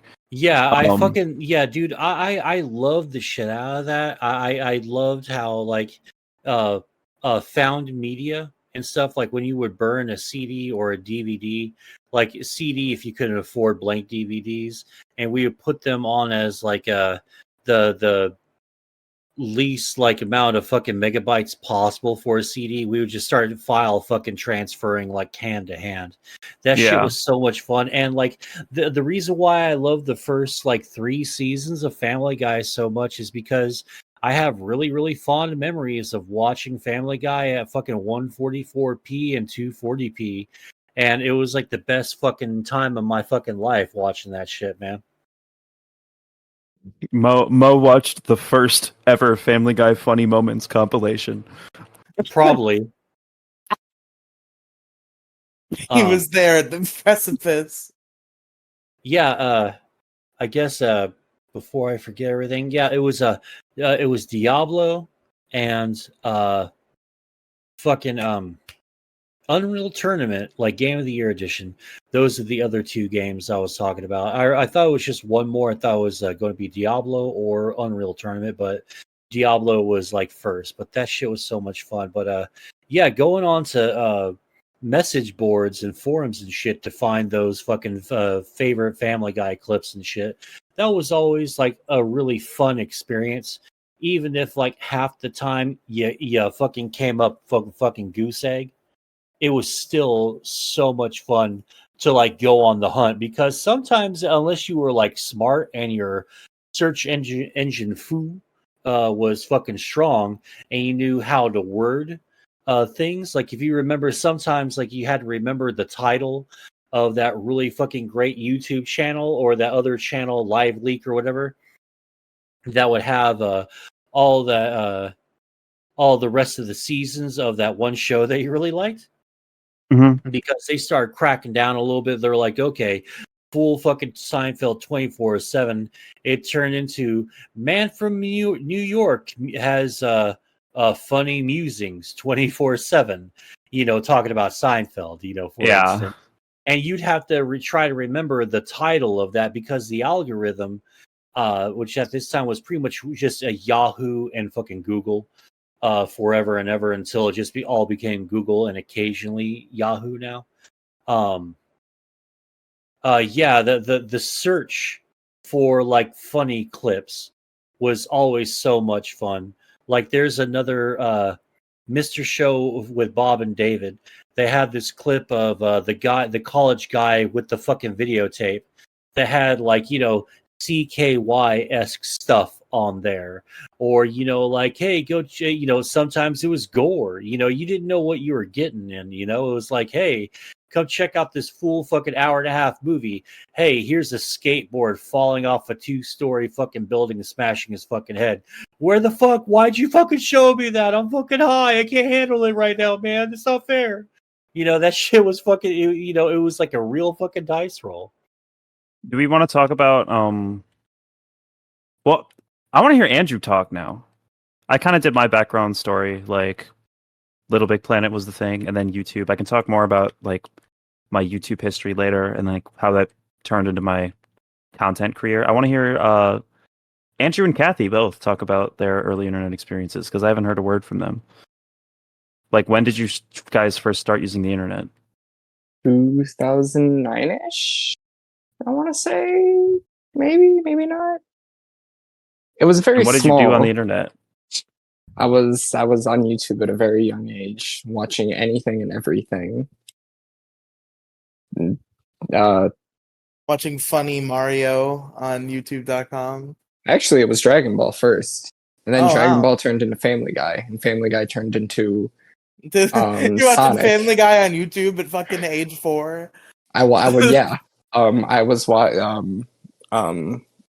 it's a specific scene. I know exactly the scene in my head, and I'm embarrassed by it. There's a lot of things that I'm embarrassed by from little tiny child me being on the internet. And that's one of the many things, is that video that I found.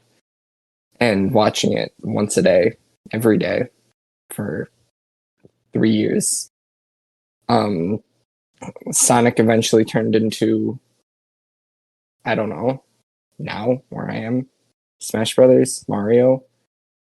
The regular YouTubers that I've watched from the ability to read, from my ability to start reading and understand what's going on in the, yeah. We lost Kathy Gamers. I'm sorry. Oh no. Saw I that let her coming. go first. If only I knew. When did he Did she disappear? say anything? She said that she had to go help her mom move furniture. Oh, Oh. Eventually at one point I made a Twitter, and I wish I could get my hands on the Twitter password so that I could scrub that account off the face of the earth after can you tell us reading. what it's called? No. Can you send it to me? No. Why? um He's keeping What- it buried. when- He's keeping it Would buried. I leak content of yours on the internet that you don't want on the internet anymore? I would never do that. Maybe you would. It I has, don't think I've ever done anything like that before, have I? I What don't if you know. leaked Avengers? Nothing of mine, and I'd rather keep it I that have way. leaked content of his on the internet, Oh yeah, such well, as his Oh, my yeah, name the is freestyle. that thing that I never. Yeah. I forgot about that. I found his. The funny thing is, I only knew where to find it because me and him both used the same like obscure like make music online website when we were like first started making music, and I just found his account on there and found like the raw files for it, like the raw like studio files for his tracks, and leaked the shit out of them. Where he made it My an name inappropriate, is- cancelable joke. Riley. Please, for the love of God, just fucking take a gun. Put And then it in we your found mouth out that and he just fucking stole the pow. lyrics from an AI generated Eminem. I did. song. Yeah, I did. That's why I never released it. That's why Wait, it was never so- supposed to be released. So you were just like doing that. You were just like practicing vocals, basically. I was, yeah, basically. That's all that was Why for. did you say? Why did you say my name is Simon Belmont? We don't. I had a weird childhood. I'll Is this put a it as Smash that. Bros thing? Who? My name No, not the is Smash what? guy. My name is who? My name is I can't Simon wait for the day they Belmont. have to put you in a casket, Riley, because I'm sure it's going to be the worst thing your parents are going to have to deal with is finding a way to get you in a fucking casket. Oh wow. Wow. Vitriol. A fat joke. I want to be there. I want to witness it. I want to watch how they put you in a casket. I'm just interested to find out how they do it. So did anybody we- else spend ungodly amounts of time on Nickelodeon.com and CartoonNetwork.com? CartoonNetwork.com, No. yes. Nickelodeon.com, no. I I had was better things I was to on do. both of them all the time. CartoonNetwork.com had a shit ton of good games though. I played this Ben 10 Omniverse game where you could create your own levels. Do you remember that game? No, I don't. I think any Ben 10 Omniverse games were after my time. Really? Yeah. I wasn't on CartoonNetwork.com in like the super early days. Like I might have briefly went on it. CartoonNetwork.com for me, like a lot of the times I was playing one of two games. Although I did venture outside of this occasionally. Maybe it was three. It was the one gumball game where you were on a diving board and you dived. There was a Wow. regular yeah. There was a regular show game where it was like three games in one, but I remember one of the games was like based on the scene from one of those very early episodes where they're playing with the wrestling action figure and talking about how they're going to put the hurt on you. There's a flash game based on that where you had to like aim the trampoline and like the guy. And like I played that shit all the time. Fucking TKO, bro. You remember TKO? I remember like hearing a lot about it, but I've never actually played it myself. Yeah, it's like a traditional like 2D fighter game with a bunch of different Cartoon Network characters, but the twist is they're all like these weird robot guys, but they're based on Cartoon Network characters, and it's like a 2D fighter, and it was super cool. Was it multiplayer? I don't think so, actually, which is unfortunate. I remember always hearing people rant and rave about that. I never really played all like the huge games that like Honestly, it everybody might have even remembers. been like online multiplayer. Now that I think about it, that might have been. I don't remember. It might as well have been to me. Like the computer was just fine in my heart as a child. Yeah.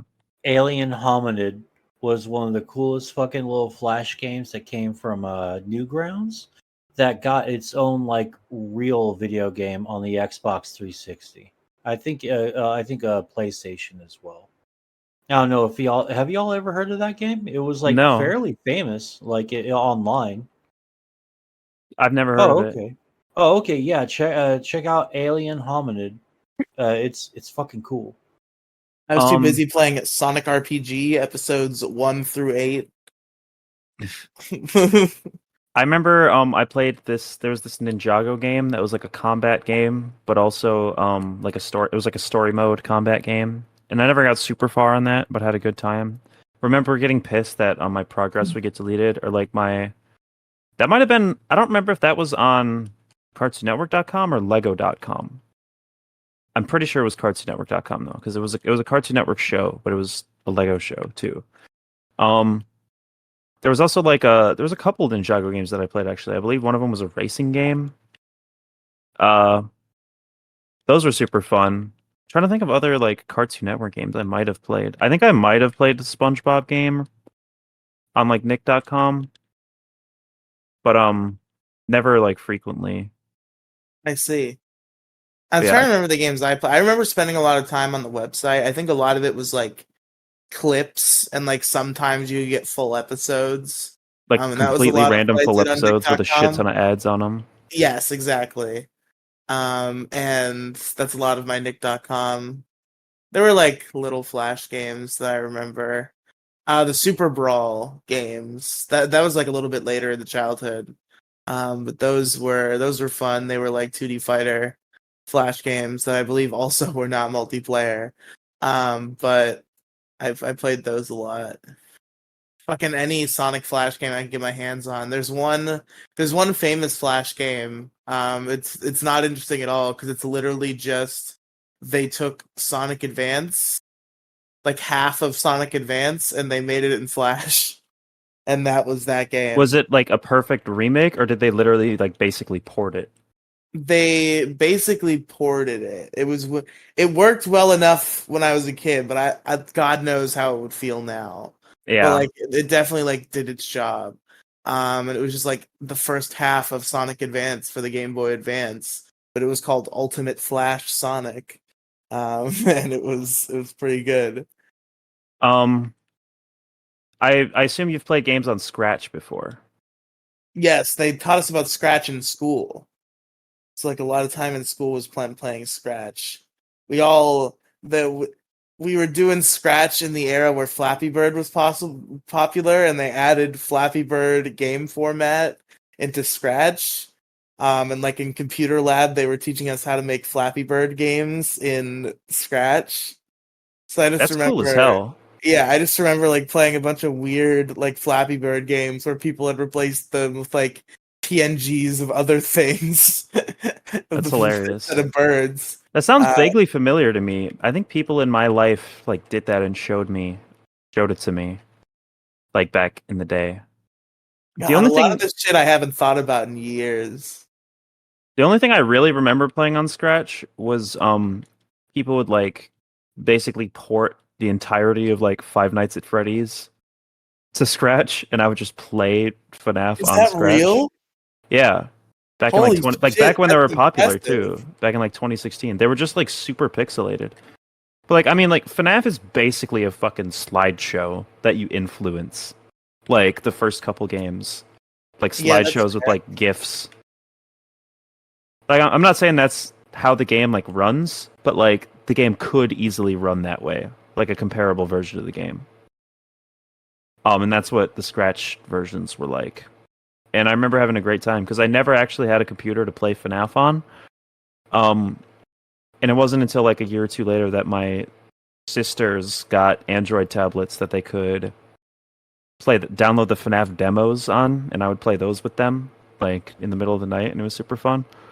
And I eventually got it like on my iPad, but my mom wouldn't let me for the longest time. She wouldn't let me play FNAF.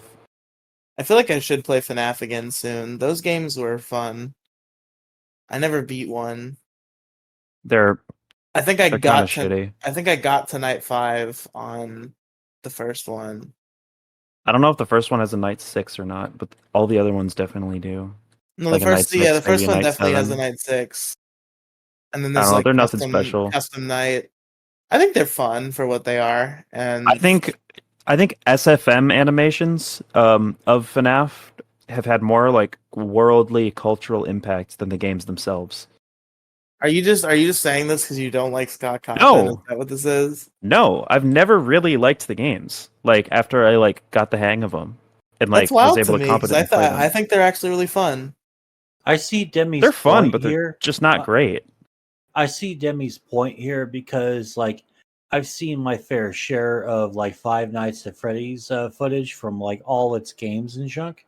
I think I've seen a lot more like videos and fan theory videos, and the community seems a lot bigger than the games actually are. So yeah, 100%. yeah, That's always been the case.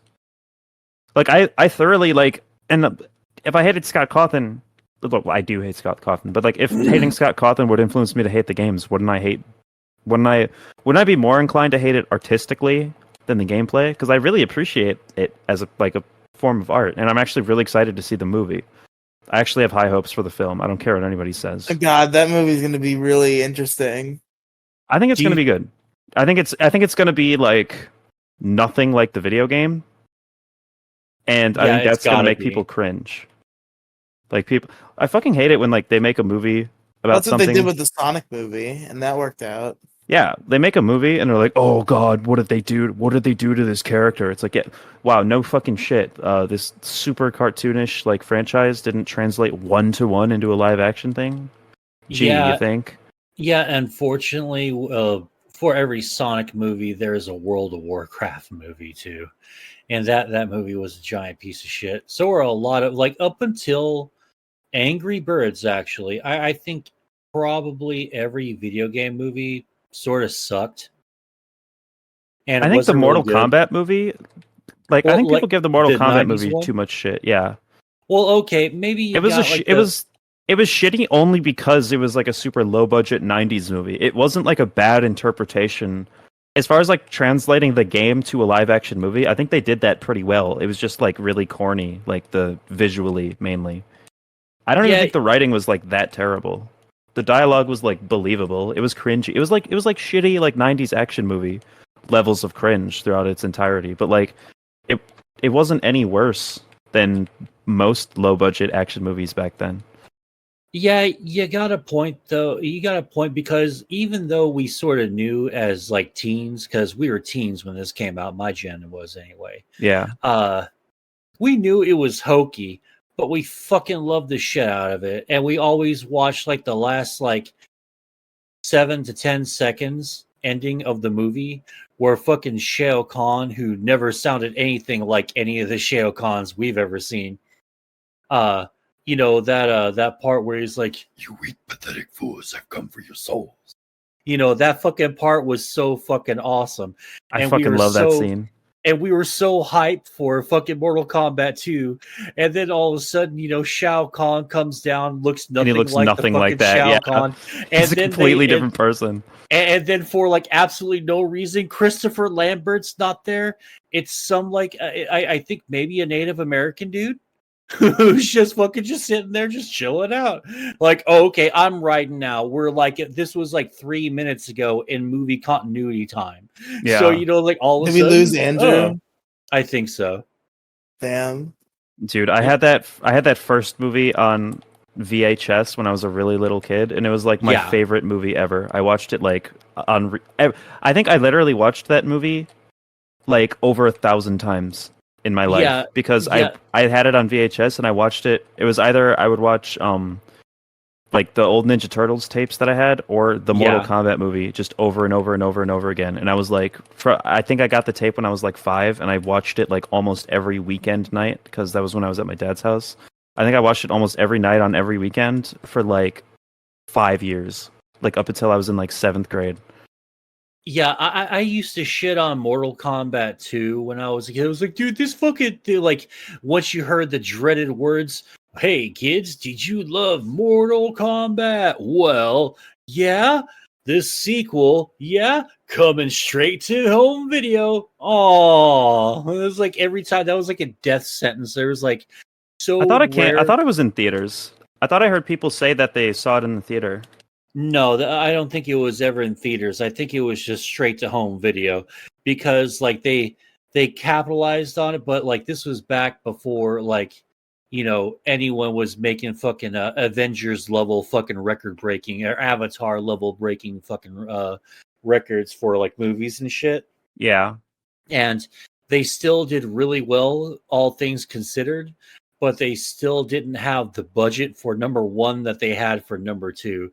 It's like you talk about like Dollar Tree fucking or Dollar Store general fucking Mortal Kombat movies. There's a giant a dip in quality between one and two, but for its goofiness and its like cheapness, people love the shit out of the second movie too. And another video game movie from the 90s. I guess maybe I'm debunking my point a little bit here the more I think about it. The Super Mario Brothers movie ended Nobody on likes that movie. well, I don't Nobody know. fucking likes that shit. Well, I've seen like a lot of like Twitter movement about the Mario Brothers movie and how people are like, well, it's kind of sort of time to just realize this movie wasn't so bad, and it's got its little cult following. I think it's not quite up there with the '90s Mortal Kombat movies, but it's still. I'll see just random fucking tweets like going, I fucking love this scene. And it's like Mario and Luigi making the fucking Goombas dance in the fucking elevator. It's just such a ridiculous scene, but like now you watch it, like, dude, I can't help but laugh my ass off. Dude, human Bowser, though. Is Yeah, so, fucking so terrible. Yeah, that was fucking awful. That was Dennis Hopper playing him too. So they got like an A-list actor. Well, actually, no. At the time, I think they were all kind of considered A-list actor because the guy who played Mario also played Smee in Hook, which was a fucking awesome movie. I don't care what anyone says. And he also played Hook was a great movie. he played the detective in fucking Who Framed Roger Rabbit. Oh fuck, what's his goddamn name? I forgot. I'm so ashamed of myself. Oh, you guys usually yell at me like Eddie. Oh, his name's Eddie, but Valiant. Yeah, Eddie Valiant. I think Eddie Valiant, right? I know it's Eddie. I But was anyway. I was gonna ask if we could all talk about when we started like making content, like posting content on the internet that we made. Oh man, well, I probably have like the least amount of like exposure at the beginning. Mine's more like later on in 2016, 2017. That's around when I started in 2015. Oh God, yeah. Well, I dipped my toe in content creation with the world's shittiest little webcam that can barely run at fucking record really well at 480p. But it was mostly like, well, I have shitternet, so I'm going to be uploading this bitch for about a day, in 48, like 480p. But I fucking love the shit out of it. And this is back in my Young Turks being a progressive and a leftist Democrat days. And so I decided, hey, Mo's going to get into politics. Well, I got chased off the internet for my very milquetoast like left wing. And did you sort of, like, post? You beliefs. posted I like got political called- videos on YouTube that like you recorded with a webcam in 480p. Yeah. Are these still are these still around? No, I got bullied off the fucking internet by a bunch of fucking right-wing Bushites, man. It was fucking brutal.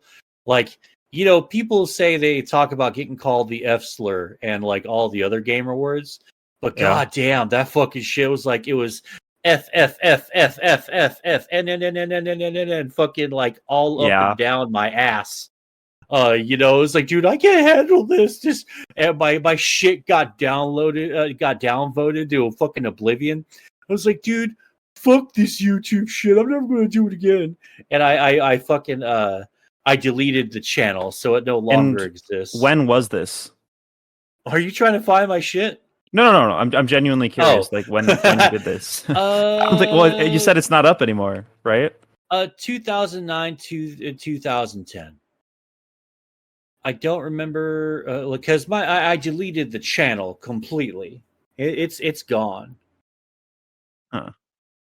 And I Um, had the worst fucking political takes too. It was like all like TYT talking points and shit, and I couldn't articulate very well what I was fucking saying, and I just just got fucking shredded for it. really quickly, Riley, are you still alive? Shit, I think he fell asleep. Fuck.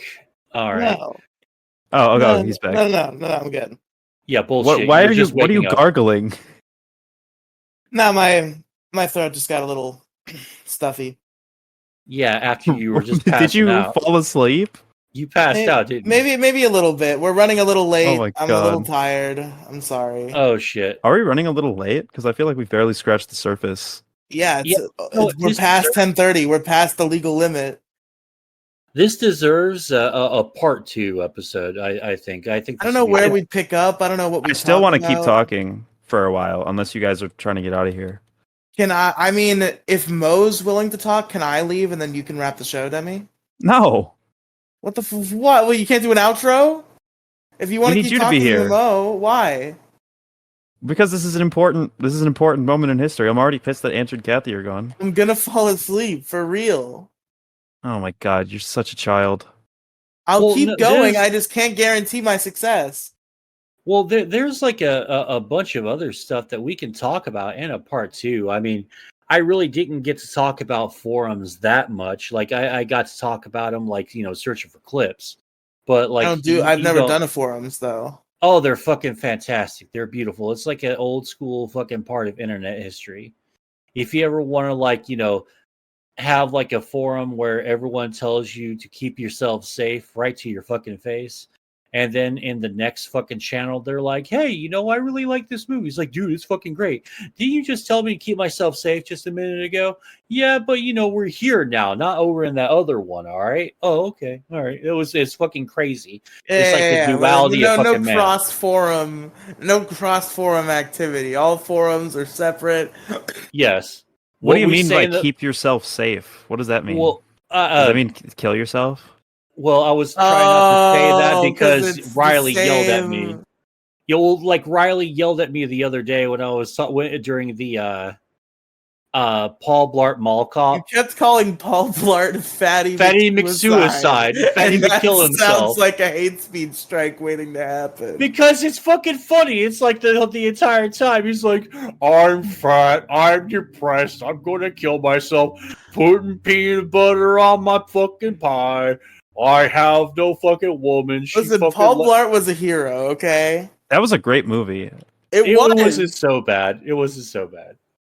Like the second half of the like the points of the movie, once it finally gets to the points of the movie, it becomes like a shit ton better. But that like first like 20-25 minutes is a little bit of a slog to get past. Here's the real question: does ACAB include Paul Blart? No. Nah, He's exempt. He's too decent hard. Like as far as like movie cops are concerned, like I think he would be exempt. I think all of the Police Academy cops from like the 80s and 90s, like the Police Academy, the movie series, I think they're exempt too. That's another thing, though, is with fiction is like they create hypothetical cops that wouldn't exist in real life, like Yeah, as like like propaganda. you'll never have like Bobcat Goldthwait as a fucking cop. There's no fucking way. Yeah. Well, also, mall cops aren't even like real cops, so like they don't even have the same like ethical concerns that a real cop would. Mm-hmm. I don't know. Yeah. Paul Blart's not a cop, he's a security guard. Yeah, exactly. I thought it was just a funny question. Does ACAB include Paul Blart? Riley, can you talk about like your first YouTube channel? Can we talk about 123 Zorua? Yeah, I mean, not much to tell. I just kind of, I got exposed to the internet. I was watching channels like fucking Smosh and Fred and Annoying Orange. Oh, God. You fucking normie. Fucking Computer Nerd 101, who was the guy who made song parodies. Just all these these weird guys who made Power Rangers skits called Dare to Be Stupid Show. I'm just pulling all these weird YouTubers out of my brain that I used to watch. I had a weird YouTube childhood, but just I watched a lot of YouTube in my formative years, and I was like, whoa, I can do that myself. I can make that. I can be a YouTube. So I made. I can be on YouTube. I'll be a YouTube too. So I made 123 Zorua, and I just started like fucking around and making YouTube videos because I was a dumb child, and I was like, wouldn't this be fun? So I like sang songs on camera. I fucking complained about Power Ranger Samurai and drank orange soda. It was just like this weird thing that I did. No, that was the other channel, but like I feel like they kind of both blend together because I'm pretty sure the story behind Riely of Crazy Group is I lost the password to 123 Zorua. Like so the two are kind of just expansions of each other. Can you But tell us about this crazy group that you were of? it was supposed to be like a group YouTube channel, and then it never happens. The single channel was going to belong to a group, or you were going to No, have no, like no, like multiple? there There was was going gonna to be be other people of crazy group. yes, there's gonna be a channel called Crazy Group, and I was Riely of Crazy Group. It was like my And personal account can you tell me as how part of crazy the this issue group was crew. going to be? Like if I called myself Riely of the issue crew right now, Yeah. basically, What was this like? What were you going to do? it was just And who like was going to be a part of Crazy Group? me and a couple of like my IRL friends like talked about starting like a dumb comedy skit channel. And like we got really into the idea, but did not execute on it at all because we were fucking 9-year-olds. You mean to tell me that 9-year-olds have a tendency to not exactly fulfill on their artistic promises? Yeah, you could say that. I am a 18-year-old, double that age, and I don't fulfill all of my artistic goals. You know how What long I've been artistic working on my goals? album? A Like long 5 years. It's Yeah. like quote unquote my album, like the album I'm working on. Like this shit started like 5 years ago. It's just like whatever my album was, like has completely changed conceptually so many times that it's like unrecognizable from what it originally was. But it's technically a continuation of something that's been going on for 5 years. It will come out though. Oh, okay. I'm saying this publicly just to hold myself accountable, by the way. I told this to Insight Zoidberg. My album will come out before Deadpool 3. Oh, they moved that up, Demi. Wait, what? They moved it up? Th- It's coming out sooner? Yeah. When? When? Next year. I don't remember Yeah, exactly November when. 2024. No, I think it moved up a little bit. It kind of sucks that Domino's not going to be in there. Domino was one of my favorite fucking characters in It might be May X-Force. 2024 now. Oh shit. Yeah, but Domino was a really, really cool character in the comics, and she has such a huge history with Cable, and I was really interested in seeing where it went. Even though, like the Domino we get in the movie is drastically different. Is TJ Miller still canceled? Wait, What did he do? what did he I do? don't remember, but like there was I remember after Deadpool 2 came out, there was some sort of TJ Miller controversy, and he got fired from Deadpool. So I don't know if he's in Deadpool 3 or not. Like I don't know if they kind of got over it because it's been like Oh, fucking 4 no. years or whatever. He wasn't. I don't think he was.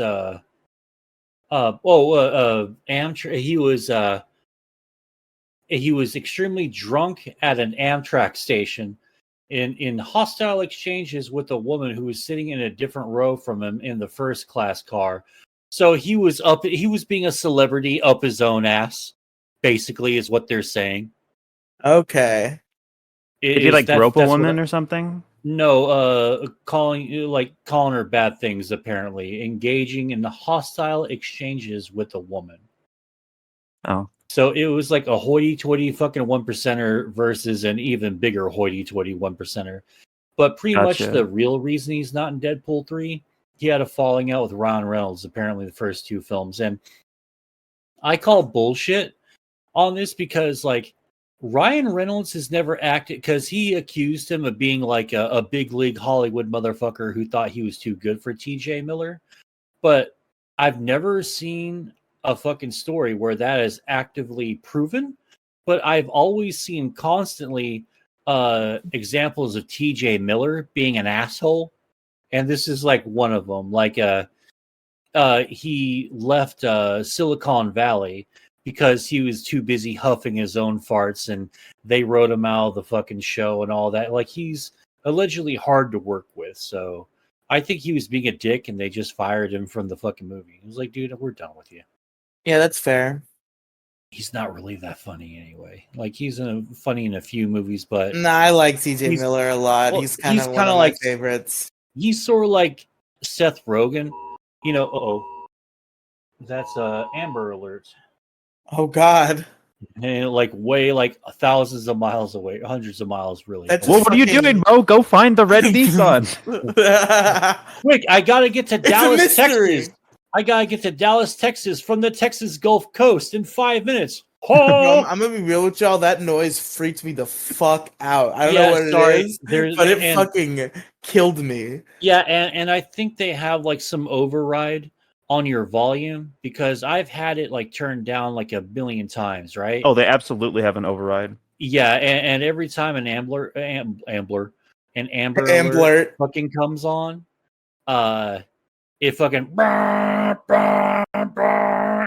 That's Hey, an it's interesting missing- thing a about the kid's internet. missing you, you heartless piece of shit. That's an interesting thing about the internet that they decided that they're gonna start this thing where if children get kidnapped, they just text literally everybody in the general area. I think that's a really good thing. Yeah, I think It probably it's like is. one of the- It probably is a good thing. It's just such a weird thing. It's like weird that we have that, like conceptually. Well, It's no, like- I don't. I don't think so at all. I think it's No, a really good. it It's is like a one of good the few thing. fucking It's government programs I actually support. I don't know. Maybe I think it's a good idea. Like what? I'm a Oh, fucking what is dummy. the? Well, what is the child kidnapper going to kidnap her even harder? I mean, what's you can only get kidnapped like during the process of getting kidnapped once, right? Yeah. Unless they get away, then maybe they grab them or something. But we're talking semantics here. But before I fucking space, before I space on it, they're kind of like TG Mill's kind of like Seth Rogen. They have that fucking thing that they do, like Seth Rogen's "Dude Weed Lamau," and that's kind of it. And then TJ Miller kind of has that, oh yeah, sort of like droll, like kind of dry wit, but not that funny. He just sort of has that one tone and that one facial expression that I've noticed. The He's always- TJ Miller expression. He always looks like he has that fluoride stare, you know? I see. Dude, when fucking Amber Alerts played on like TV or like a cartoon I was watching was interrupted by like a tornado warning or some shit, that was the scariest shit Yeah. on earth. Yeah, tornado warnings are always fucking scary. Horrifying. Dude, like I would be like I wouldn't even understand it. I would just be watching like a cartoon. Like I wake up at like 4 a.m. and I'm watching like Playhouse Disney or some shit. Like, And sorry. I wake up at like 4 a.m. and I'm watching Playhouse Disney or some shit. And all of a sudden, like it's just like a black screen with like text typing on like the fucking Matrix, and it's like like I literally like cried over that when I was really little. It was so scary Yeah, and sad. it's fucking horrific. It's traumatizing. That and like missing persons reports. Back in my day, we always got like the picture in picture where the fucking broadcast would be like turned down real low, and then all of a sudden you would have the crawl on the bottom of the screen says tornado warning, attention, attention, and then sometimes if you had a decent local news station, they'd pop on to the left or right hand side of the fucking screen, whichever it was able to get onto. And it was like, hey, head to your fucking places and all that, duck and cover, yada yada, for tornado alerts. Man, bro, it's fucking this freaky. conversation is giving me anxiety. Like that's Dude, how me freaky too. that shit was. Like I'm like actually freaking out a little bit just thinking Because, about like, that shit.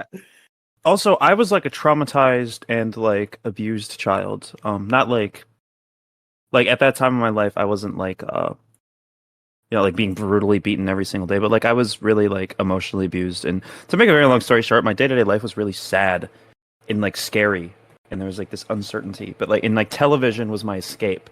Television was the one place I was safe. I could close the door. The outside world couldn't bother me. All I had was, SpongeBob and whatever the fuck I was watching on TV, right? These cartoons, these smiley, happy things that kept me safe. And like when they just like vanished, it felt like the only ounce of certainty that I had was gone, and it gave me such severe anxiety. It was horrifying. Nah, but just like, have you ever woken up during like an emergency broadcast system test? Yeah, that That shit's shit horrifying. fucks you up. Absolutely. Like I'm just asleep. Fucking George Lopez is playing on my television, and then suddenly fucking emergency broadcast system test, and my little tender child eyes open, and I'm just hearing like, it's like, what the fuck? I think like aliens Have are you gonna guys abduct me or some shit. Dude, yes. Have you guys also ever woken up at 4 a.m. to George Lopez? Oh, every No, day not of me. my That- childhood. Literally, I don't know why, but the fucking George Lopez theme song is like the loudest sound on earth. It is, no matter what TV you have, no matter how low your volume is. Lowrider will always be crystal clear. I will not even like, I don't even know how, because I never watched like any of those channels. Like, at least, like, I don't recall ever like intentionally going on one of those channels. I swear, and this is probably just No, because George Lopez aired on Nickelodeon. Nick at Night. Oh shit! It did. Yes, that was Nick at That Night. would explain was it. basically entirely George Lopez. That's why everybody Later remembers on- seeing it as a kid. Later on, it became Full House, Fresh Prince of Bel-Air, and then Friends for the rest of the night. You Yes, get, like, I two Full remember when House. that happened, but like I think it was before that. It was Yeah. George Lopez all the time. Yeah. For some reason, George Lopez exclusively to this day, exclusively airs past 3 a.m. I think don't it's know even why. still on Nick at Night. Oh, let me see. I'm gonna Google it right now. I forgot Or that at least TV it guys are was like somewhat so, like, recently. George Lopez show on TV. Dude, you're not gonna fucking believe me. What? 5:30 a.m. is the next time it's coming on TV. Oh, Tonight. On Nick at Night? TBS. Okay. I got the national anthem and the news broadcast saying "Good night, America" at like 3 something in the morning, like that Family Guy and Simpsons joke that you may have seen once upon a time. That's what it was like, and then it would be like either like the fucking emergency off air bars, and then it would be infomercials and stuff. That's one thing our generation didn't really have was TVs being just like off, like TV stations. Like, it would just be like I saw a lot of these on like YouTube, like VHS rips basically, and they really scared the shit out of me because they really reminded me of other like weird visual shit I saw on the TV. But like when the TV was off, it would just be like a blue screen with text like "See you in the morning" or whatever, and just like a beep sound, like a horrifying screeching sound, Yeah. like Disney Channel Oh or my whatever. god, I'm having a fucking convulsion. Dude. This Should I is should I send one in recording chat? This is causing me physical discomfort. All right, well, we can stop talking about it. We can do it. It's almost 10 o'clock in my area. I think now would be a good time to like call it a night on this one. Well, real quick, is there anything else that's really burning that you want to talk about, Demi Gloom? Because I know you want to keep going. Are there any like topics you're dying to touch on? I say we continue next week because I have a lot of shit that I still need to say. Yeah, this would be a lot more fun if we got a part 2 in, because I still have a ton more to say. Only if you guys don't make fun of me if I don't have a lot of material next week. That's fine. Hey, that's Okay. whatever. Okay, cool. So this is the internet part 1. Join us next week for the internet part 2. I mean, I would love to have a contrast comparison to like, Web 1.0 to Web 2.0. Next week is episode 41, though. What the fuck is that supposed to mean? Wow, You don't get to make that joke, 41, Riely. Oh. Are we gonna do? Can we do "Oops, All Trans"? Oh my god, Yes! Riely, you're a terrible, awful person, and nobody likes you. Can we do Oops All Trans? Can we get Debbie Robin Kathy and Alex? Robin and Alex and Inside Squeebo? Squeebo. Oops That All would be Trans? legendary. That would be legendary. And I like the joke. Oops, all trans. That's Yeah, fucking funny. and no cis people get to come on the episode. You'd have to actually run an episode. Your Yeah, I worst could do that. nightmare. I can do it with like if I have a bunch of other people with me, totally. But are we ready to do plugs and whatnot? Yeah, sure. Mo Diggity, where can our listeners find you? Our listeners can find me at twitter.com/MSGOfficialYT. Got a link tree somewhere around there, really just my kick link. I got Dubby on there right now. I've been lying to everyone accidentally.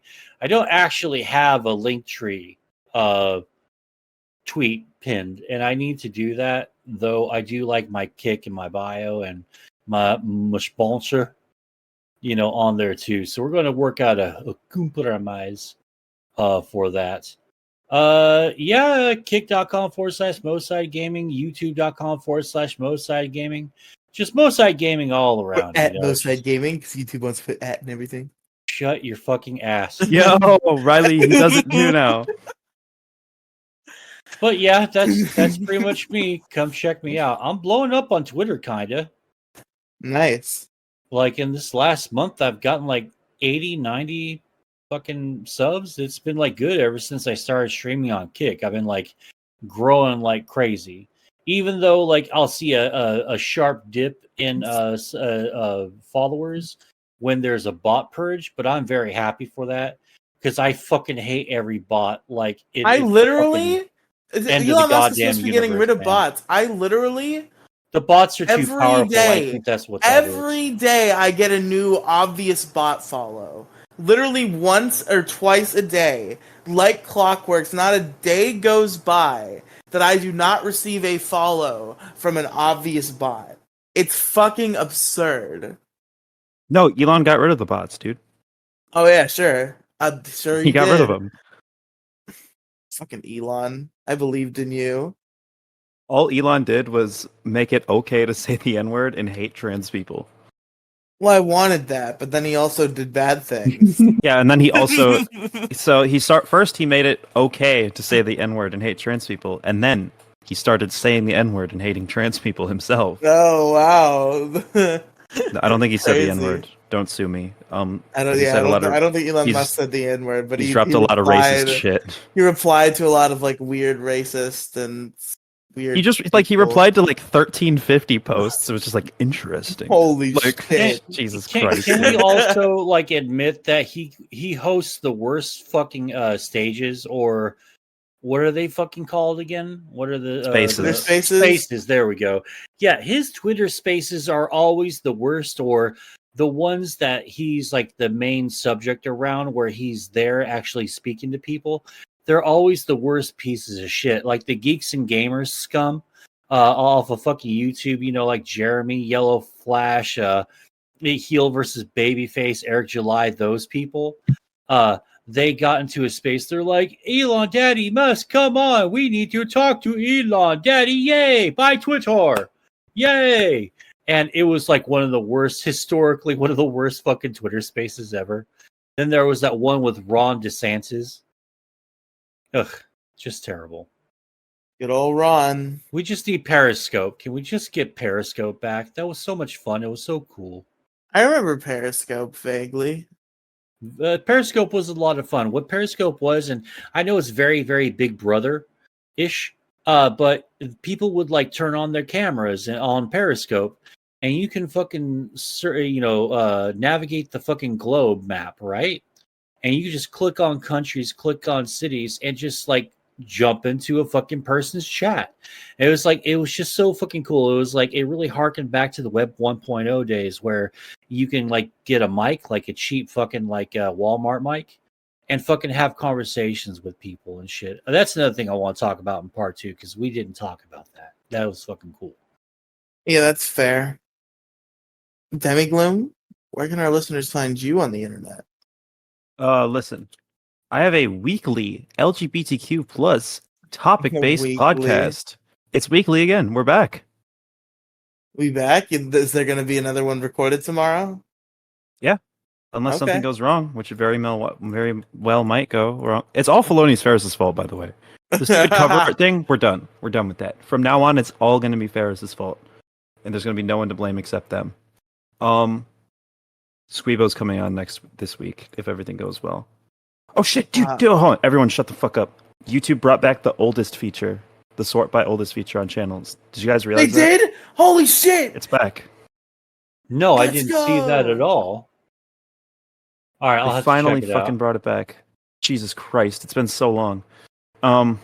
Anyways, yeah, at Middle School GSA is an LGBTQ plus podcast where we talk about political, cultural, social, philosophical, etc., topics from a queer / LGBTQ plus / transgender perspective. I'm a trans woman. My co-host is non-binary, and we're really good friends. And we talk about things, and we have really strong opinions and whatnot. And it's a good show. Pretty much anybody who has watched the show says it's really good, unless they're like they have like the opposite, like unless they like really disagree with our opinions. But people who are like remotely left-leaning all seem to really, really enjoy the show. I think we do a good job remaining palpable while Yeah, still I'm an not enjoyer. sacrificing our identity and our values. I'm an enjoyer. Sometimes it gets a little lefty, but mostly Like, it's pretty can you good. name an example? I don't know. The only example I can name tangibly is the Aryan one. What are you? I said using the adjective Aryan is kind of a bad idea in like a But general it's sentence. just the way it came up, like in the podcast. I when agree. you guys are just having this fun little show, and Felonious Ferris is just telling their story, and they say the word Aryan, and then you're just like, oh, don't use it as an adjective. I was just. They were being funny, and I was also being funny. I think it was a funny exchange, personally, but whatever. Nah, that maybe it's just me. Maybe I'm just weird. But the Middle School GSA, good podcast, good movie. Cool. And you can find me. So I remember to plug because I did a podcast recently where I didn't remember to do that at all.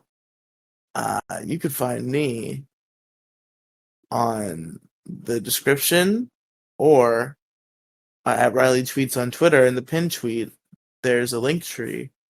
linktr.ee/Riely Cinematic Universe. It's got YouTube, Twitch stuff, Twitter, fucking all sorts of crazy things. I gotta put Kick on there now that I'm using Kick. I forgot that you're on Kick. Congratulations. Yeah. I wish you luck navigating that platform. Did anybody watch your streams? Besides Mo and Kathy and Crow Royalty when they were in the voice chat, no. No, like hand to God, you actually did have like some semi like decent like starting off first stream on Kick viewers. I mean, like I never see that on any of the other platforms. I don't mean like any offense when I say that, but you peaked at like almost like 10, almost I think 9 people for like a while, and they stuck there. Problem is, like, it's difficult to get people to fucking talk on Kick.